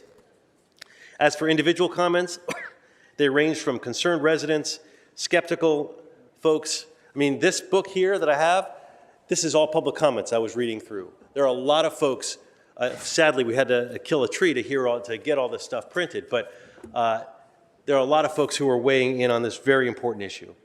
Last year, the state started to weigh in on this. There was a bill that was signed that removed artificial turf from what is an allowable drought response. And basically that bill opened the door for local cities to regulate. Like many issues, Los Angeles can, should, and will take the lead on certain health and environmental issues. This motion is putting our foot forward so that we can take the lead, we can make our community safer, and ultimately what we do here, I have no doubt, if we do it right and deliberatively, the way this motion sets out to do it, will ultimately create a cascading effect throughout the entire state and ultimately throughout the entire country. So this is an important moment where we are taking an unregulated industry, we are looking at it, and we are making sure that we look at the latest science and we move forward deliberatively. So with that, I ask for your aye vote. Thank you very much. And I just want to thank you, Councilmember Blumenfield, and your staff for doing this in a way that will take a deep, thoughtful approach to an issue of great significance. It merits the kind of study that this motion calls for, and so I appreciate your leadership on doing that. Any other members wish to be heard on this item? Seeing none, let's go ahead and open the roll, close the roll, and tabulate the votes. 15 ayes. Thank you. That will take us next to item number 23, which was called special by Councilmember Soto Martinez. Do any members need to be heard on this item? Seeing none. On item 23, let's open the roll, close the roll, and tabulate the votes. 12 ayes, 3 no. All right. That will take us next to item number 30, which was called special by Councilmember De Leon for a technical amendment. That item, as amended, is now before us. Do any members wish to be heard on this item? On item 30, do any members wish to be heard? Seeing none, let's go ahead and open the roll, close the roll, and tabulate the votes. 15. Very good. Councilmember De Leon. Forthwith, please. Item 30, forthwith. Without objection, that will be the order. All right. Madam Clerk, what is next before us? Council has motions for posting and referral. Without objection, posted and referred. Next. That clears the desk, sir. Very good. Thank you. Members, that will take us next to announcements. Do we have any announcements, members? Any announcements? All right. Well, I will just like to make this announcement for the sake of members and staff on the floor. If you hadn't noticed, there were some changes in the back. It has been quite a few years since Roz Wyman was elected to the City Council, and when she was, the men who then served on the City Council were forced to add a woman's bathroom here to accommodate Councilmember Wyman. Well, we've come a long way since then. We now have 7 women on the council, and I think a majority of our floor staff as well. And still, they've been waiting in line for that one Roz Wyman bathroom. Well, that ends today. So I would just ask that gentlemen remember to lock the door when you use the one that you have typically used, because now they are both open for everybody. So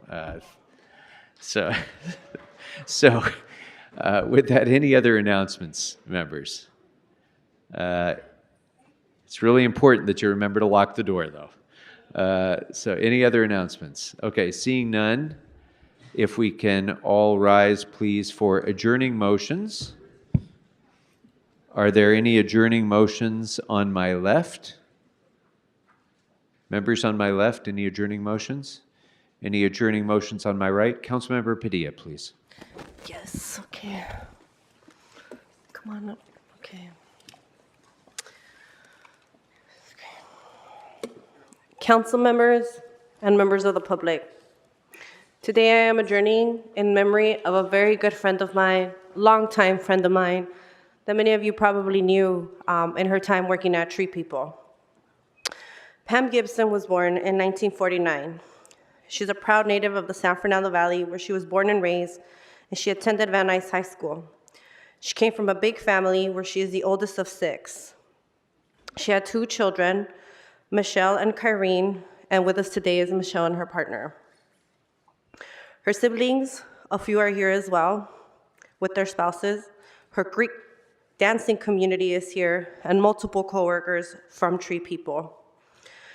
Pam began her remarkable journey at Tree People 17 years ago, becoming the organization's first ever regional manager of the Northeast San Fernando Valley.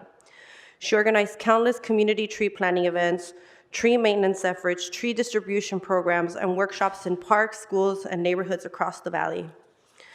Pam's work focused on teaching families about stormwater capture and school greening projects, mobilizing thousands of volunteers, especially in communities like Sun Valley, Pacoima, San Fernando, and Sylmar.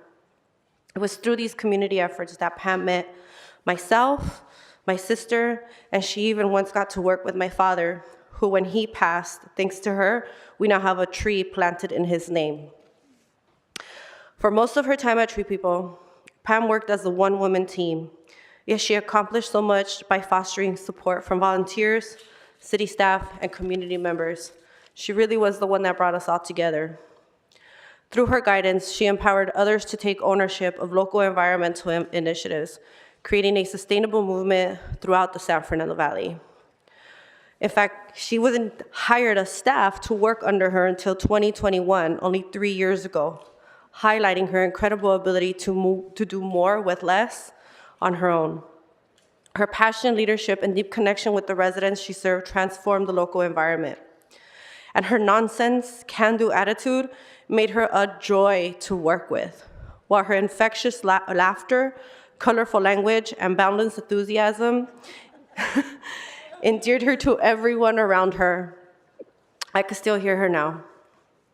Known for her unwavering loyalty and commitment to her staff, colleagues, and communities she served, Pam became a beloved friend, mentor, and leader to many, including myself. Her dedication has left a lasting mark on the San Fernando Valley and will continue to inspire future generations, because a lot of future generations got to work with her in planting those trees and beautifying their campuses. So now as she watches over us and she sees us journeying in her memory, I want to thank her for being a great friend and really being about the work. It was never for personal or political gain. She was just strictly focused on the outcome, to increase our tree canopy and things related to the improvement of everything that comes with more trees in an urban community. Thank you again, Pam. I'm gonna very, very much miss you. May she rest in peace. Thank you very much, Councilmember Padilla, and to Pam's family and friends and the whole Tree People community. What an incredible legacy that Pam has left behind. A living legacy in countless trees around Los Angeles, in the habitat that makes it their home, and in the countless young people who have a deeper appreciation for our environment and our surroundings because of Pam's work. So may she rest in peace. Thank you very much. We're all indebted. Are there any other adjournments on my right? Seeing, let me go next to Councilmember Soto Martinez, please. Thank you so much, Council President. Colleagues, it is with profound pain and sadness that I ask to adjourn this meeting in honor of Yang, who was shot and killed earlier this year by police while experiencing a mental health crisis inside his parents' home in District 13. Yang, along with his twin brother Yin and his parents Min and Myung Suk, who are here beside me today, immigrated to Koreatown from South Korea when Yang was just 1 year old.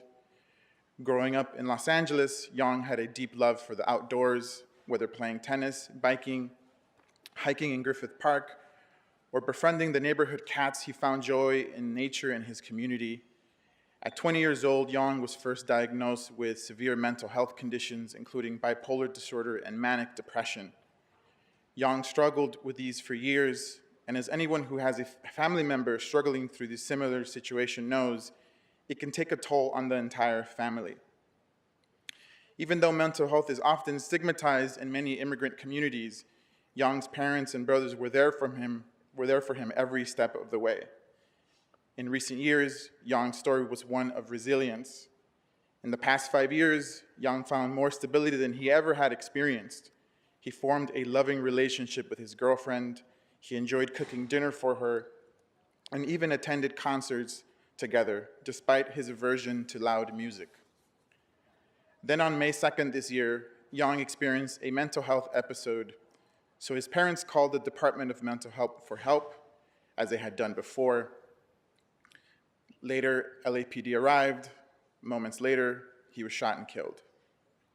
Yang's parents called for help for their son, and the government that was supposed to be there for him instead ended his life. The pain and trauma the Yang family has endured is beyond words. When I first met with the Yang family, Yang's father Min told me how this would have never happened in Korea, and that if it somehow did, the entire country would rise up demanding justice and change. Here, we're almost numb to it. Until we have a citywide system that prioritizes care, safety, and dignity for all our residents, we will continue to keep hearing more stories like Yang's. Yang Yang deserved better. May Yang Yang rest in peace, and may his memory live on in the city of Los Angeles. Thank you so much. Thank you.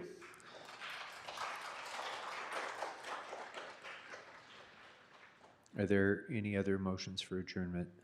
Members? Councilmember Lee. Thank you, Mr. President. I just wanted to give my condolences to the family. Anytime you lose a family member, it's hard. When you lose a child, it's almost unbearable. I wanted to send my condolences, and I'm just very sorry for your loss. Thank you very much. All right, if there are no other, I'm sorry, Councilmember Hernandez. Yeah, I just also want to express my deepest condolences for your loss.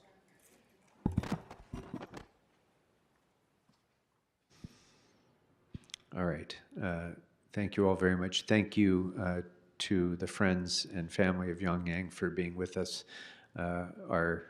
On behalf of the entire council, we share in your pain, and we wish you our deepest condolences. With that, if there are no other motions for adjournment, go forth and serve the city well, members. This meeting is adjourned.